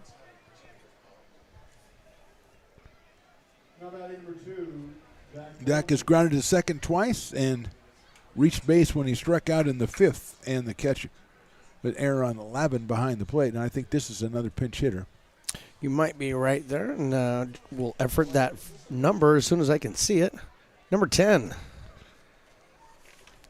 That is going to be Isaiah Landry. There you go. So Landry comes in out of Alabama State University and takes the first pitch outside for a ball. So Landry batting for Bollinger here in the 7th. Isaiah from Clayton Valley Charter High School. Swings and misses at that one, so it's 1-1 on the pinch hitter, Isaiah Landry. Switch hitter. Very nice. Batting from the right hand side. If we bring in a left-handed Well, he's batting from the right-hander against a right-handed pitcher, so I that doesn't know. make any sense. I don't know. That's No. why I brought it up. Well, you bring it up because he's not a switch hitter. I looked down there. It says he's a switch hitter, and he throws right. Well, if you're right, which I think you are, he's not. Okay? Let's put that down right now. Right down the middle for a call strike. 2 balls, 2 strikes on Landry. We will solve the mystery of switch hitting at another time. I'll just go down and talk to him after the game. Okay, that's a way to do it, too. Chopped foul down the third baseline off the screen. Well, not all switch hitters go to the side that you think That's they need true. to go to. That's true. They have a very comfortable side, and he might just be more comfortable. Well, then he's a right-handed hitter. But he can also hit from the... All right, we're not doing Fastball, call, strike 3, he's out. No, he's not. We have cameras that are showing that. Okay. I just had to make sure that everybody knew. Darn it, I was being sarcastic. 3-2. I thought it was a strike. The radio feed, we would have done that. Well, they would, and they know. Chopped back over the mound. Here comes nice play at shortstop, but thrown away at first base, but it's going to be an infield single. Picked up, I think that's probably Chase Weisenborn out there now, and Landry's going to have himself an infield single. That is the 6th hit for the Anchors today as Landry picked the perfect spot. He bounced it over to Susak's head, and now Weisenborn had it, but he was behind the bag at second, and his throw to first was a little bit too low and a little bit too late. So that brings up Brady Wetzel, the second baseman. He's flied to right, he singled, and he struck out. So Brady is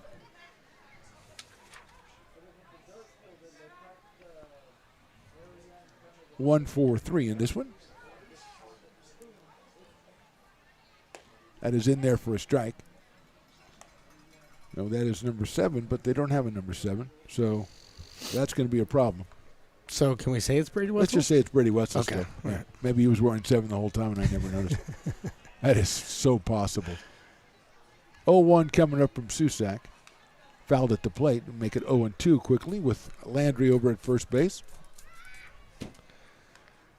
Oh, there! I see somebody out there wearing a Kings shirt. They got De'Aaron Fox on their chest. I know there's all kinds of Sacramento Kings stuff going on. I know we're a baseball game and we're not going to talk about it, but boy, is it interesting We tonight. can't figure it out. That's Yeah, what we're going to try that's to what talk I mean. about. It's interesting. Yeah, I know. 0-2 coming up. Swing and a miss. Got him on strikes. 2 outs. Number 27. Is that helpful? Coming up to bat? It could be helpful. I think that's Brendan Bell. So that is very helpful. So that would be another pinch hitter. Yes, it is. All right. Brendan Bell coming up to hit for J.P. Boyle. So Bell out of Biola University, in Brentwood, California.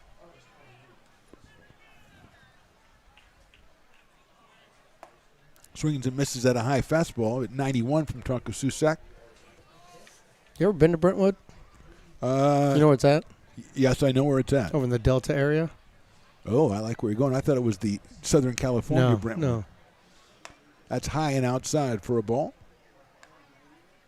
It's kind of like a little oasis people don't really know about, So it's in the middle of the Delta. It's got all the water around it, but nice little town. I like that. Yeah, it's a lot of fun to be there. There goes the runner, and the throw is going to be a little bit too late, right? Throwing it from his knees, Luke Lavin. But Landry steals second base. Tried 2-ball, 1-strike count on the pinch hitter, Brendan Bell. Tried to pull the Benito Santiago throw from the knees. I mean, he just got it. He was just surprised by the steal. And went, oh, I think I'm going to throw it. Better throw. It was a good throw.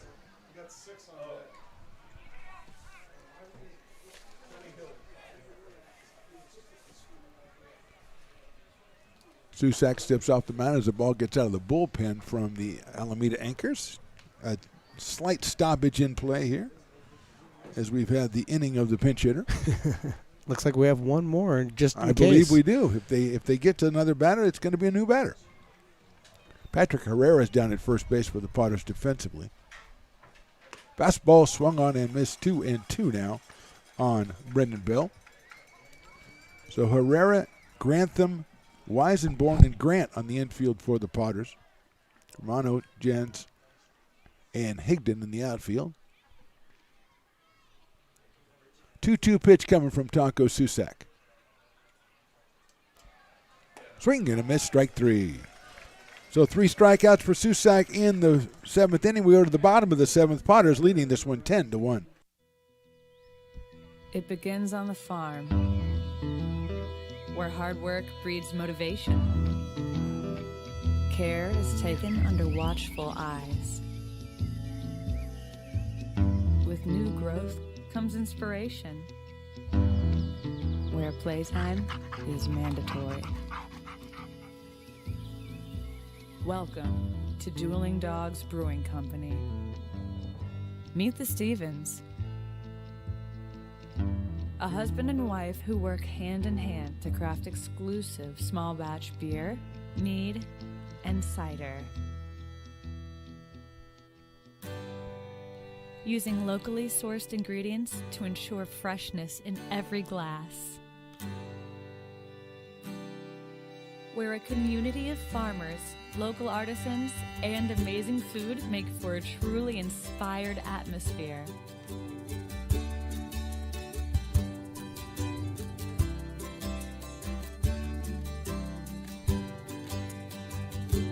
At the end of the day, we know the value of hard work. The families it unites, it's in the pride we take, the stories we tell, and the best friends who are cherished. Dueling Dogs Brewing Company.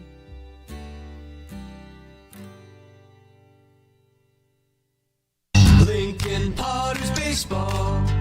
Come on out and join in the fun. Bottom of the 7th at Midbean Stadium. Potters leading this one 10-1. Chase Weisenborn is going to hit for Luke Auden. I suspect he came in for Luke in the top of the 7th at shortstop, and now he is batting in Luke's spot here, the leadoff.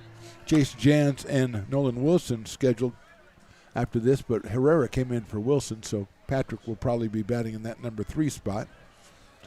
First pitch is outside as Dylan Lee is the new pitcher for the Anchors out of Lewis and Clark University. Or we go to Lewis and Clark, and that's lined into left field for a solid base hit for Chase Weisenborn. Hit number 7 for the Potters in this one, and Weisenborn is on to first base, and that brings up Chase Jans, who has walked, doubled, and had 2 RBI groundouts. So he's 1 for 3, has scored twice, and driven in 3 for Chase Jans. Out here against Dylan Lee. Swing and a miss from Lee. A Lewis and Clark commit, it says on my very helpful sheet over here. It tells me all about everybody on the Anchors.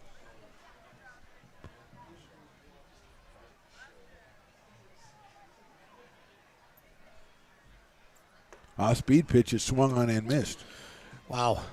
It's gone. We've definitely come down the ladder of pitchers and speeds today. We're down now into the high 60s. It's a tough adjustment for hitters to make when you've seen fastballs like they've seen tonight. That one again, the same pitch, and it's lifted out into right field. That's going to drop for a base hit. And rounding second and hitting for third is Weisenborn. The throw over to third is caught. So it didn't get past the third baseman, but Jans with a little bloop single. Weisenborn read it correctly, quickly got around to third, and that brings up Patrick Herrera, the first baseman. Out of Mesa, Arizona, and University of Kentucky, Patrick Herrera came on for Nolan Wilson in the top of the inning defensively, and he makes his first appearance at the plate here against Dylan Lee in the 7th inning. In there for a strike. 0-1. More activity in the bullpen for the Anchors. Potters right now quiet out there. Susak looking very strong on the mound. Swing and a miss. 0-2. To Stones' point, that one came in at 71 miles an hour. So Lee changing speeds. Marcus Jang is the one warming up in the bullpen.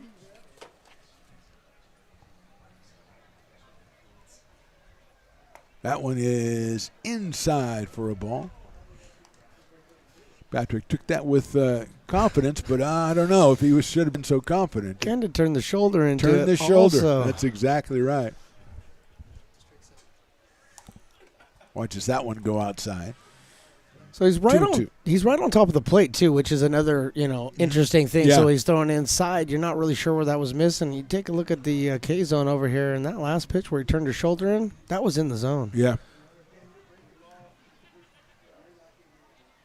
Swing and a miss in the same spot, almost more inside than the one before it for the strikeout.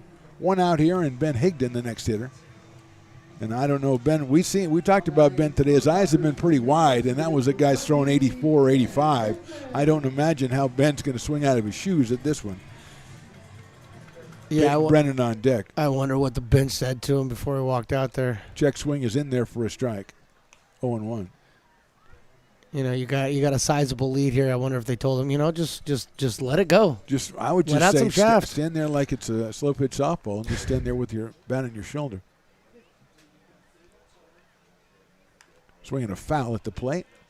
0-2 on Ben Higdon. Yeah, but remember, he doesn't have an official at bat up to this point. He has a walk, a hit by pitch, and a walk. So he just wants to get in the scoreboard, yes, scorebook. But he does have a couple of runs scored. That's true. So he does have that. He scored 2 runs and hasn't been up yet. That's hit sharply past the first baseman in the right field for a base hit. 1 run scores. Stopping at second base is Chase Jans. It's an RBI single for Ben Higdon, and the Potters put another one up on the board, making it 11-1. Higdon batting 1,000 tonight now. Yeah, and he's got himself an RBI and a couple runs scored. So he's fairly good doing night. pretty well. Yeah, fine. At least he can feel like he was up. Yes. Here's Peyton Brennan, who has walked a 2-run double, a fielder's choice, and a strikeout. So Peyton in his debut is 1 for 3. He scored a run and driven in 2. That one's inside for a ball, 75. That was probably the hardest he's thrown so far, Dylan Lee. Ben Romano is the next scheduled hitter. Although we were told we might see our old buddy Landon Weiss grab a bat today, the catcher from earlier in the season out of William Jessup. Check swing is in there for a strike. 1-1. Landon's been the bullpen catcher for quite some time now with the Potters. I think this is like his third year doing it. He did a great job playing earlier in the season. Yes, he did. Inside 2-1. But I mean, he's been around these guys for quite a while, and he's done a lot of catching of a lot of practice rounds and bullpen sessions and warm-ups and everything for a lot of these Potters guys. So it would be pretty neat to see him get a shot out here. That's what I was told that Nolan Wilson had done for a while. He was actually out here a couple of years before he was eligible to play.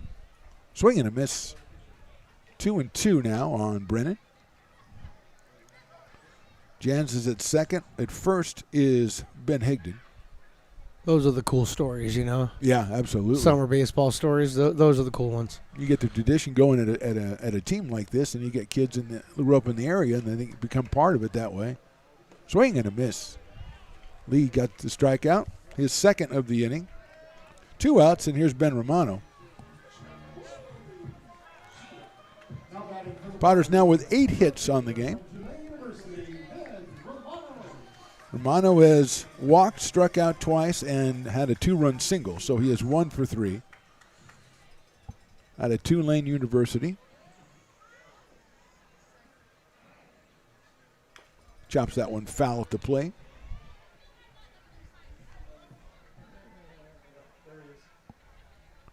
Oh and 1.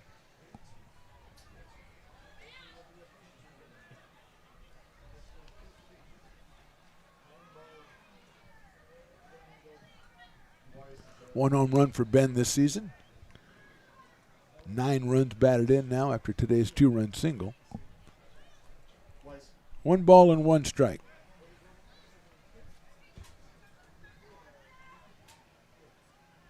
Hits that one right back up the middle. It bounces off the rubber straight up in the air, and it's going to be a very weird-looking infield single.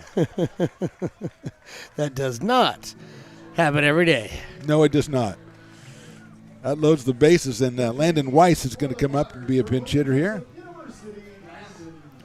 Just interesting, the layout of the mound. You know, when you have the artificial turf on the inside and then you have the artificial turf mound, Yeah. the way it's laid out, you can see, even on the screen, you can see there's an insert there. Right. It's slightly raised. It's pretty smooth, but it is slightly raised.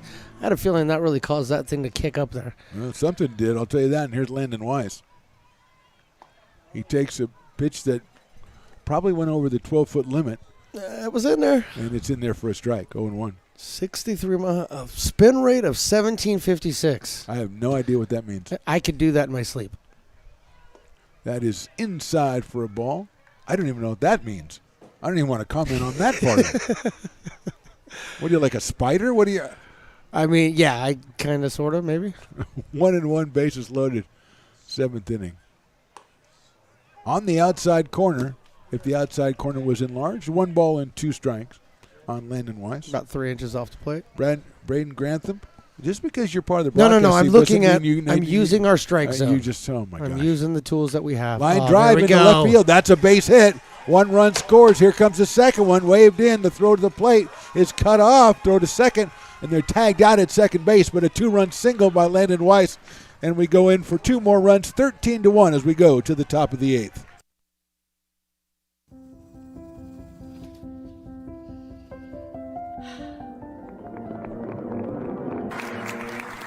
Welcome back, Olympia's 5th grade orchestra. Perhaps there's no place like your home because you made it so at R.C. Willey. Hi, Bill Evans, president of the Placer County Association of Realtors. We're in the store, our conference facilities. An amazing team helps keep together an amazing organization, and we thank them all. This organization can't do what it does and can't run the way it runs without the help of so many members volunteering their time.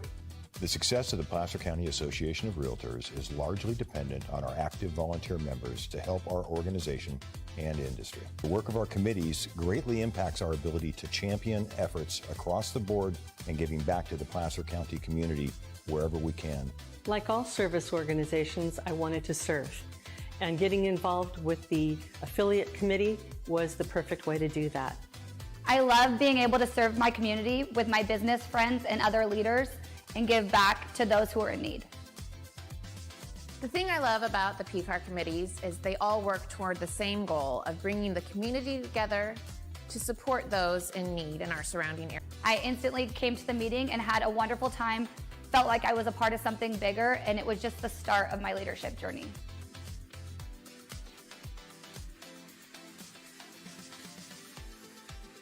Lincoln Potters Baseball.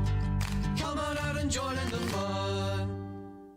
Top of the 8th inning, Potters lead at 13-1. Landon Weiss is in behind the plate after that 2-run single. Tonko Susak still out on the mound working in his 4th inning.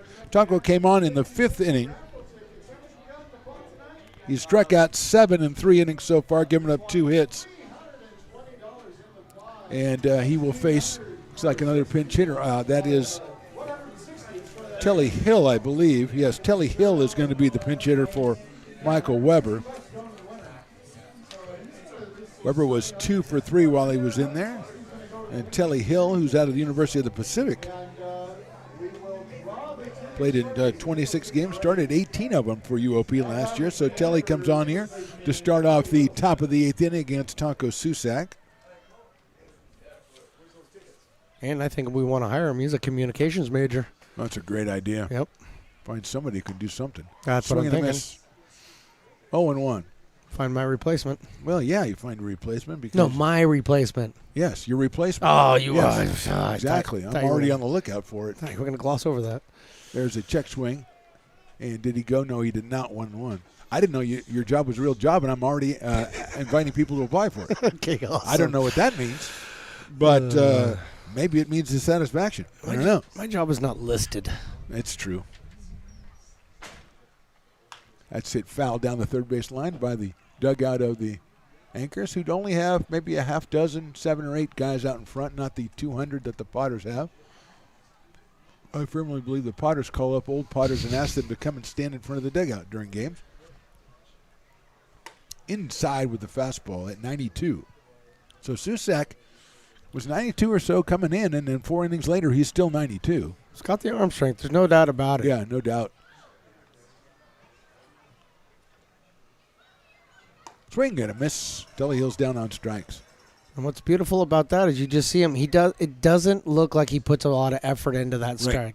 It's a 92-mile-an-hour fastball that's a little bit up in the zone, and it's effortless. Yeah. You know? Got another pinch hitter Another here. Number pinchy. 26, Connor Hennings, is going to come up to the plate. So Connor Hennings is batting for Tackless.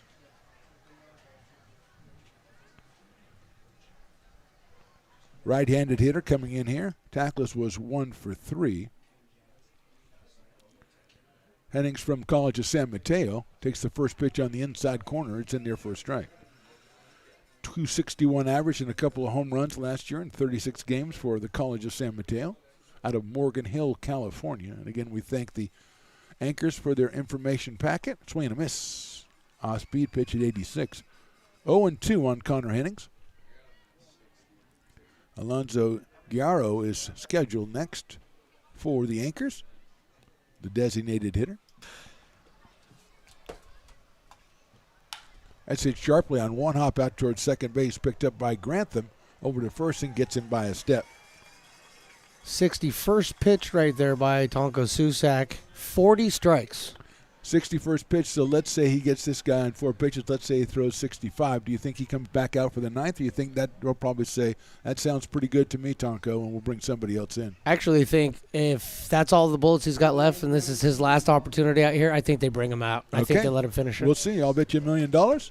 And here is I want to hear the Alonzo Guiaro. Where's that was not the bet. You shortchanged the bet right there. I said $1 million. Yeah, but you didn't say what the bet was. The bet's whatever I win.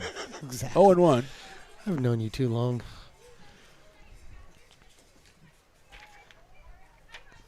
So it is Guiaro.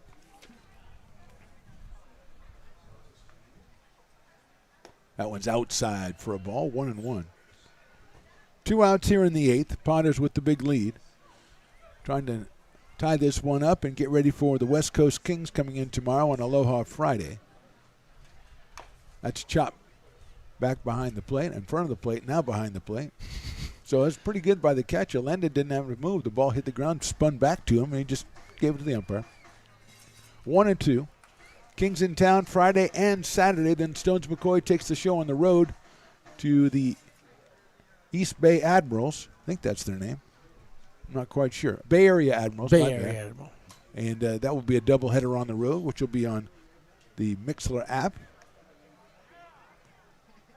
So you want to check out the Potters on the road, and those are league games. The CCL, an affiliate member, are the Admirals, so those games count in the standings. You betcha. And the Potters, as Stones mentioned earlier, losing their last CCL game on Tuesday. That's a chopper out to the right of second base, handled out there by Grantham again over to first for the out. So good inning by Tonko Susak. We go to the bottom of the 8th. Potters up 13-1. Have you ever wondered, what is CMN? I thought so. Let me help. CMN stands for Children's Miracle Network, a non-profit organization that raises money for children's hospitals. Locally, UC Davis Children's Hospital is your CMN hospital, the only one in our area.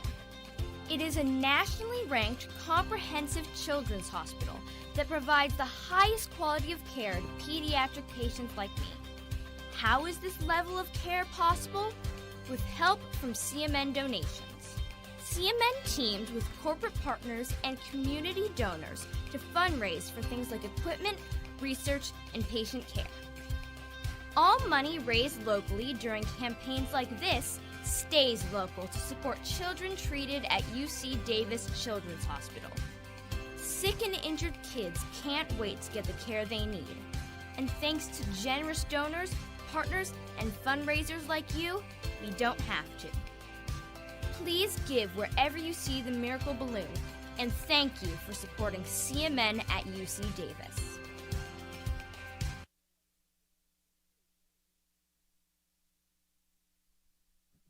Lincoln Potters Baseball.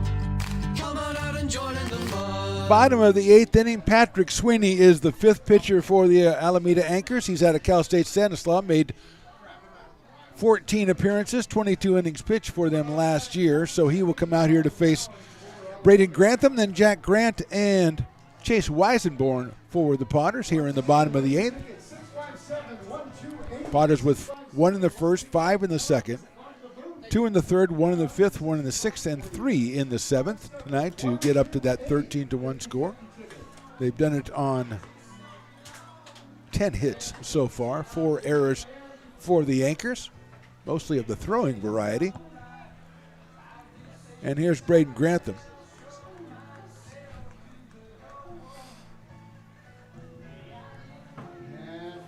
Out of Mesa, Arizona, and the University of San Diego. Grantham came on in the 6th inning and got a base on balls. He came in for Kate Sanchez, who went 2 for 3 and scored 2 runs in this one. So here's Sweeney from the windup. Hit sharply to the right of shortstop into left field for a solid base hit for Braden Grantham. Hit number 11 for the Potters, and it'll bring up Jack Grant, who was 1 for 4 so far in this one.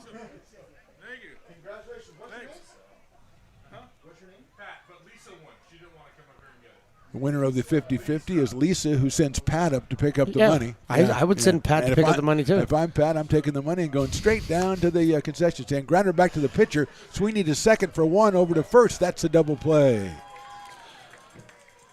Good play, but there's a little bit of a contact there with Braden Grantham at second base. He goes to slide in, and the second baseman was actually on the first base side of the bag. And they ran into each other there a little bit. Looks like Braden Grantham comes up lame a little bit, but he walks off the field. Yeah, it could be a little dangerous there, but looks like everybody is okay. Just not something you want to see in the in the late innings. Late innings, exactly right. Here's Chase Weisenborn, who came on and singled in the 7th inning. That's in the dirt for a ball.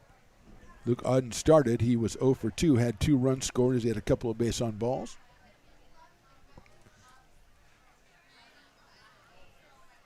Sweeney from the windup. Off-speed pitch is popped up. Catcher comes back, doesn't have a chance at it, so it is 1 ball and 1 strike. And it didn't hit the roof. I protected you. You're safe. It's easy to say that, but, man, when it did hit the roof that time, oh, my God. You didn't my sleep. life flashed You in didn't front sleep of me. well that night, did I you? didn't sleep. I was sleeping at the time. That's what was the problem. Popped up again by Weisenborn out of Albuquerque, New Mexico, and the University of New Mexico.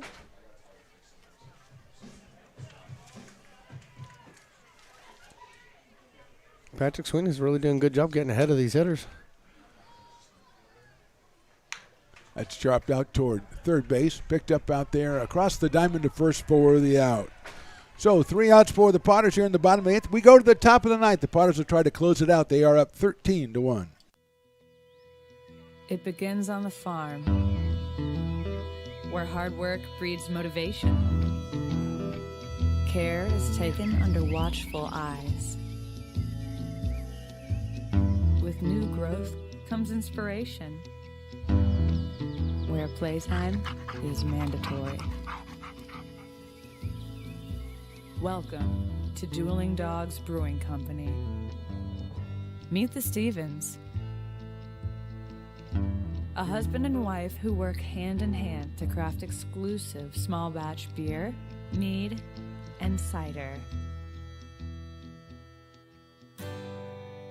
Using locally sourced ingredients to ensure freshness in every glass. Where a community of farmers, local artisans, and amazing food make for a truly inspired atmosphere.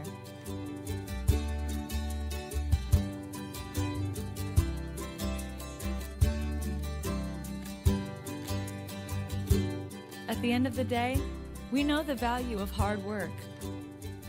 The families it unites, it's in the pride we take, the stories we tell, and the best friends who are cherished. Dueling Dogs Brewing Company.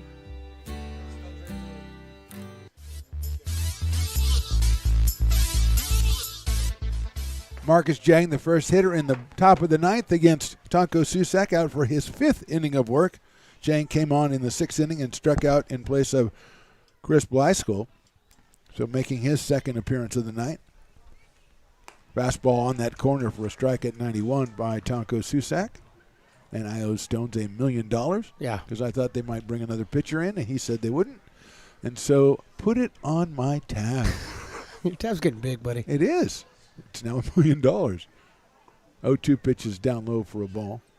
I'm good for I'm good for it. I know you're good for it. I may not be good for the VIG. I'm good for the thing. I may not be good for the VIG, I heard some podcast they were talking about the VIG today. So the VIG? I'm putting that in everything now. All right. That's fouled off of something. I don't know what VIG is, but I just learned what drip was. So there you go. There you go. Starting to become hip. I the think VIG is the action on the like if I loan you $100, you got to pay me back $120. Oh, that's the VIG? The 20 is the VIG. Okay. See? All right. Yeah, that's the VIG. I'm all about the VIG. And if you just pay me the VIG, then the number goes up. You see what I'm saying? Oh. It's kind of like credit cards. Okay. High and inside for a ball, 2-2. Tell you right now, I can't afford either one. So. No, I know. No, I can't afford anything. That's the thing now. That's what I'm trying to teach my kids. Don't buy anything ever, because you won't have money for it. That's what I've been saying. It's funny. No, you just can't have any money. Yeah, that's true. 2-2 pitch is chopped out towards shortstop. Weisenborn has it across the diamond for the out at first base.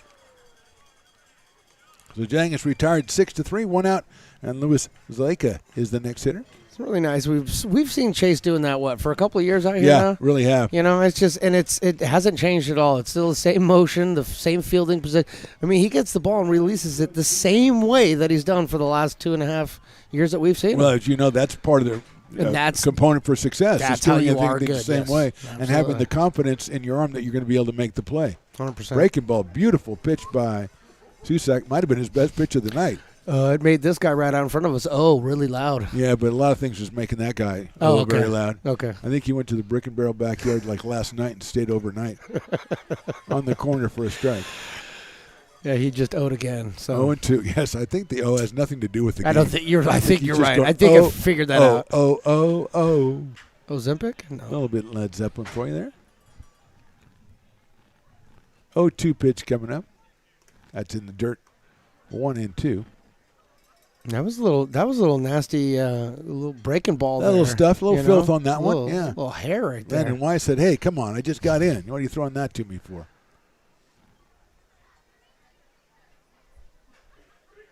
Fastball outside for a Just ball, off 2-2. the outside, and we've shut down TrackMan, so I couldn't tell you if it was in the zone or not. 93. I will say that 93. Okay. So he is still humming along. That's right down the middle, call strike 3. 94. Bullet right down the middle. Might have been the fastest one he's thrown all night, and it's the last one right there. So 2 outs here in the 9th inning, and that'll bring up.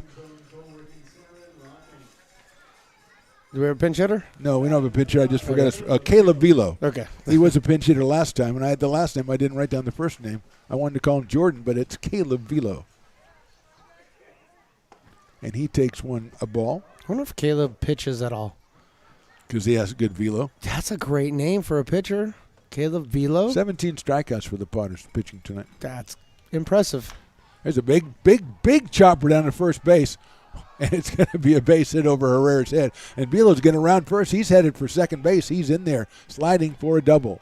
That was one of the biggest chopping doubles I've ever seen in my life. I think Herrera went back for it and just all of a sudden went, I don't know where it is. Well, he almost had to make like the over-the-shoulder catch, like Willie Mays in center field type thing, and there was no chance that he was going to make it. He was spun weird. around. He was spun around. It was like the bat spinning guy. Yes. Yeah, exactly. So, anyway, Velo, nice job by Velo. He got himself a double. 7th hit for the Anchors, and that brings up Isaiah Landry, who was up in the 7th inning as a pinch hitter and got a single. So he is 1 for 1 in this one. Chopped it right back up the middle, as I recall. Takes the first pitch in there for a strike at 93 from Tonko Susak. 8 of those strikeouts are for Cooper Robinson, 9 of them from Tonko Susak.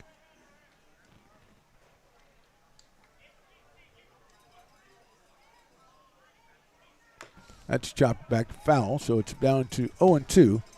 And that usually would be when the last strike guy comes up. Now I don't want to know. There's a. Let's go, last strike guy. I apologize. There's a lot of. I apologize. I really apologize. Oh my gosh! The last strike guy never knows when the last strike is. He's now known as when is the last strike guy. Down in the dirt for a ball. I am just laughing. That makes me laugh so much. The guy has one job. You had one job. You're the last strike guy. So when there's two strikes and 2 outs in the last inning and we're leading, that's when you come off the bench. It's one job. He's the best, but he's not the best. Swing and a miss. He got him on strikes, and that's the ball game. Strikeout number 18 for Potters pitchers. They shut it down and win this one. Final score, Potters 13, the Anchors 1. We're going to come back with our player of the game, Mr. Cooper Robinson, right after this as we go to the post game on the Stones Radio Networks. Hi, Bill Evans, President of the Placer County Association of Realtors. We're in the store, our conference facilities, an amazing team help us keep together an amazing organization, and we thank them all. This organization can't do what it does and can't run the way it runs without the help of so many members volunteering their time. The success of the Placer County Association of Realtors is largely dependent on our active volunteer members to help our organization and industry. The work of our committees greatly impacts our ability to champion efforts across the board and giving back to the Placer County community wherever we can. Like all service organizations, I wanted to serve. And getting involved with the affiliate committee was the perfect way to do that. I love being able to serve my community with my business friends and other leaders and give back to those who are in need. The thing I love about the PCAR committees is they all work toward the same goal of bringing the community together to support those in need in our surrounding area. I instantly came to the meeting and had a wonderful time, felt like I was a part of something bigger, and it was just the start of my leadership journey.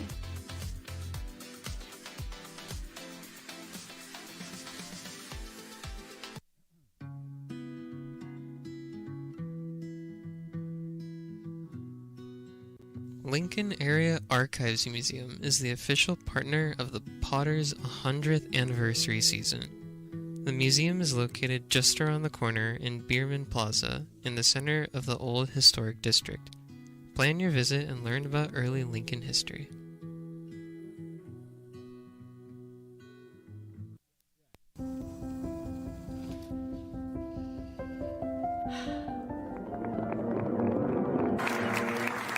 Welcome back, Olympia's 5th grade orchestra. Perhaps there's no place like your home because you made it so at RC Willey.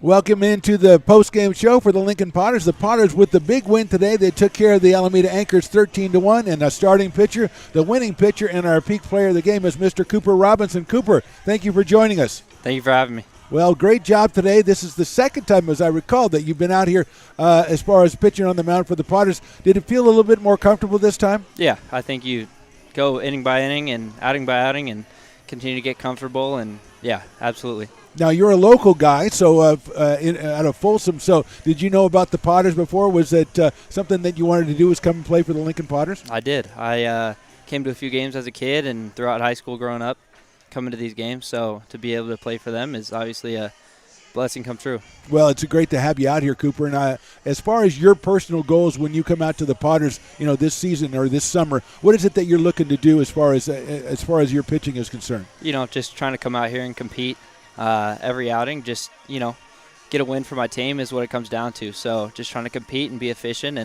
and continue to get better as you get done with school ball and come out here and continue that. Yeah, we were talking, I guess Stones was talking with the coach a little bit, that you like to work high in the strike zone with your fastball, and it really was apparent today because you were taking that fastball and using your breaking ball off the fastball, and it was really effective as far as, getting strikeouts. Is that kind of your plan out there? Yeah, absolutely. Just trying to utilize what my pitches do and using that to, go up in the zone with the fastball and be able to kind of overlay that with the slider and change up. I think I've found the most success with. Well, Cooper, finally, thanks for joining us. Great job today. And I noticed, they did the pump-up thing with the chairs a little bit at the end of the game. And tell us a little bit about what kind of being on this team means for you. Obviously it's just a lot of fun to be able to come out here in the summer and be able to play out here in this beautiful weather for all these fans. So it's obviously a great time.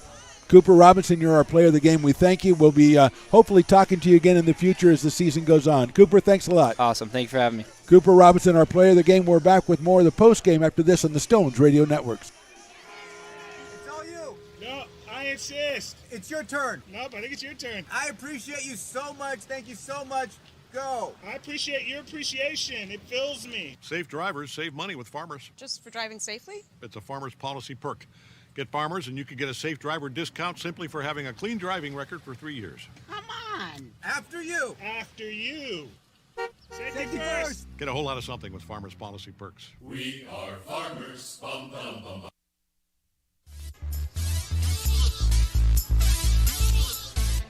Back on the post game with Mr. Stones McCoy. And first of all, before we talk about the game, Stones, a pleasure doing a broadcast with you. Now, you were in and out a little bit, I know, but still a lot of fun. Absolutely. Now, I appreciate you humoring me, really. Well, if we're going to pull the curtains back, exactly what I was doing. You're humoring me getting this two-man broadcast. I appreciate it. It was a lot of fun.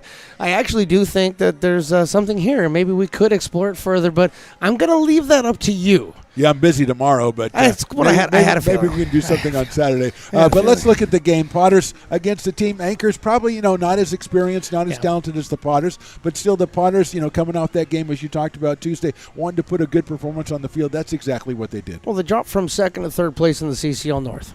Yeah. Right? And okay, all right. You're going to say it that way, sure. That can't be a good feeling for a club who had just come off of a pretty impressive, road doubleheader win. Doubleheader win, thank you. That's right. And things were looking pretty smooth, and they come in here, and now they have that first test against somebody else in the North that they haven't seen yet, and we've always had a back and forth with the Crawdads. Right. And they lose a heartbreaker. How do you come back from that? And that was something that I thought was extremely important to see how the Potters were going to fight back tonight. Now, you're right. We don't know a lot about the anchors. However, you look through that roster, up and down that roster, they got a lot of good kids from a lot of good schools. They got a lot of talent out there.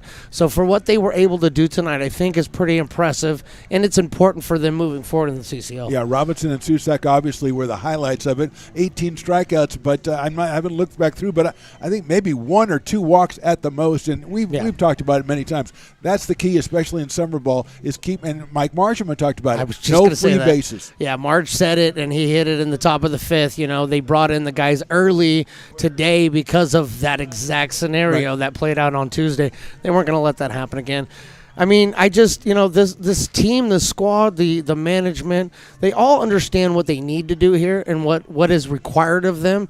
And I see them putting in the work each and every day, and it's really starting to pay off. All right, tomorrow night we're back out here. It's Aloha Friday, Hawaiian Day. You come out early, get your beach hats, and Stones, go home right now and get that. Get your wardrobe over. Get the Hawaiian shirt and get everything ready, and come back tomorrow. We'll talk to you again 6:35. We thank all of you for watching. We say that all the time, but we really mean it. Thanks so much for watching. Please subscribe to our YouTube channel so that you'll always be notified whenever the Potters are going live. Thanks for watching. We'll talk to you next time on the Stones Radio Networks.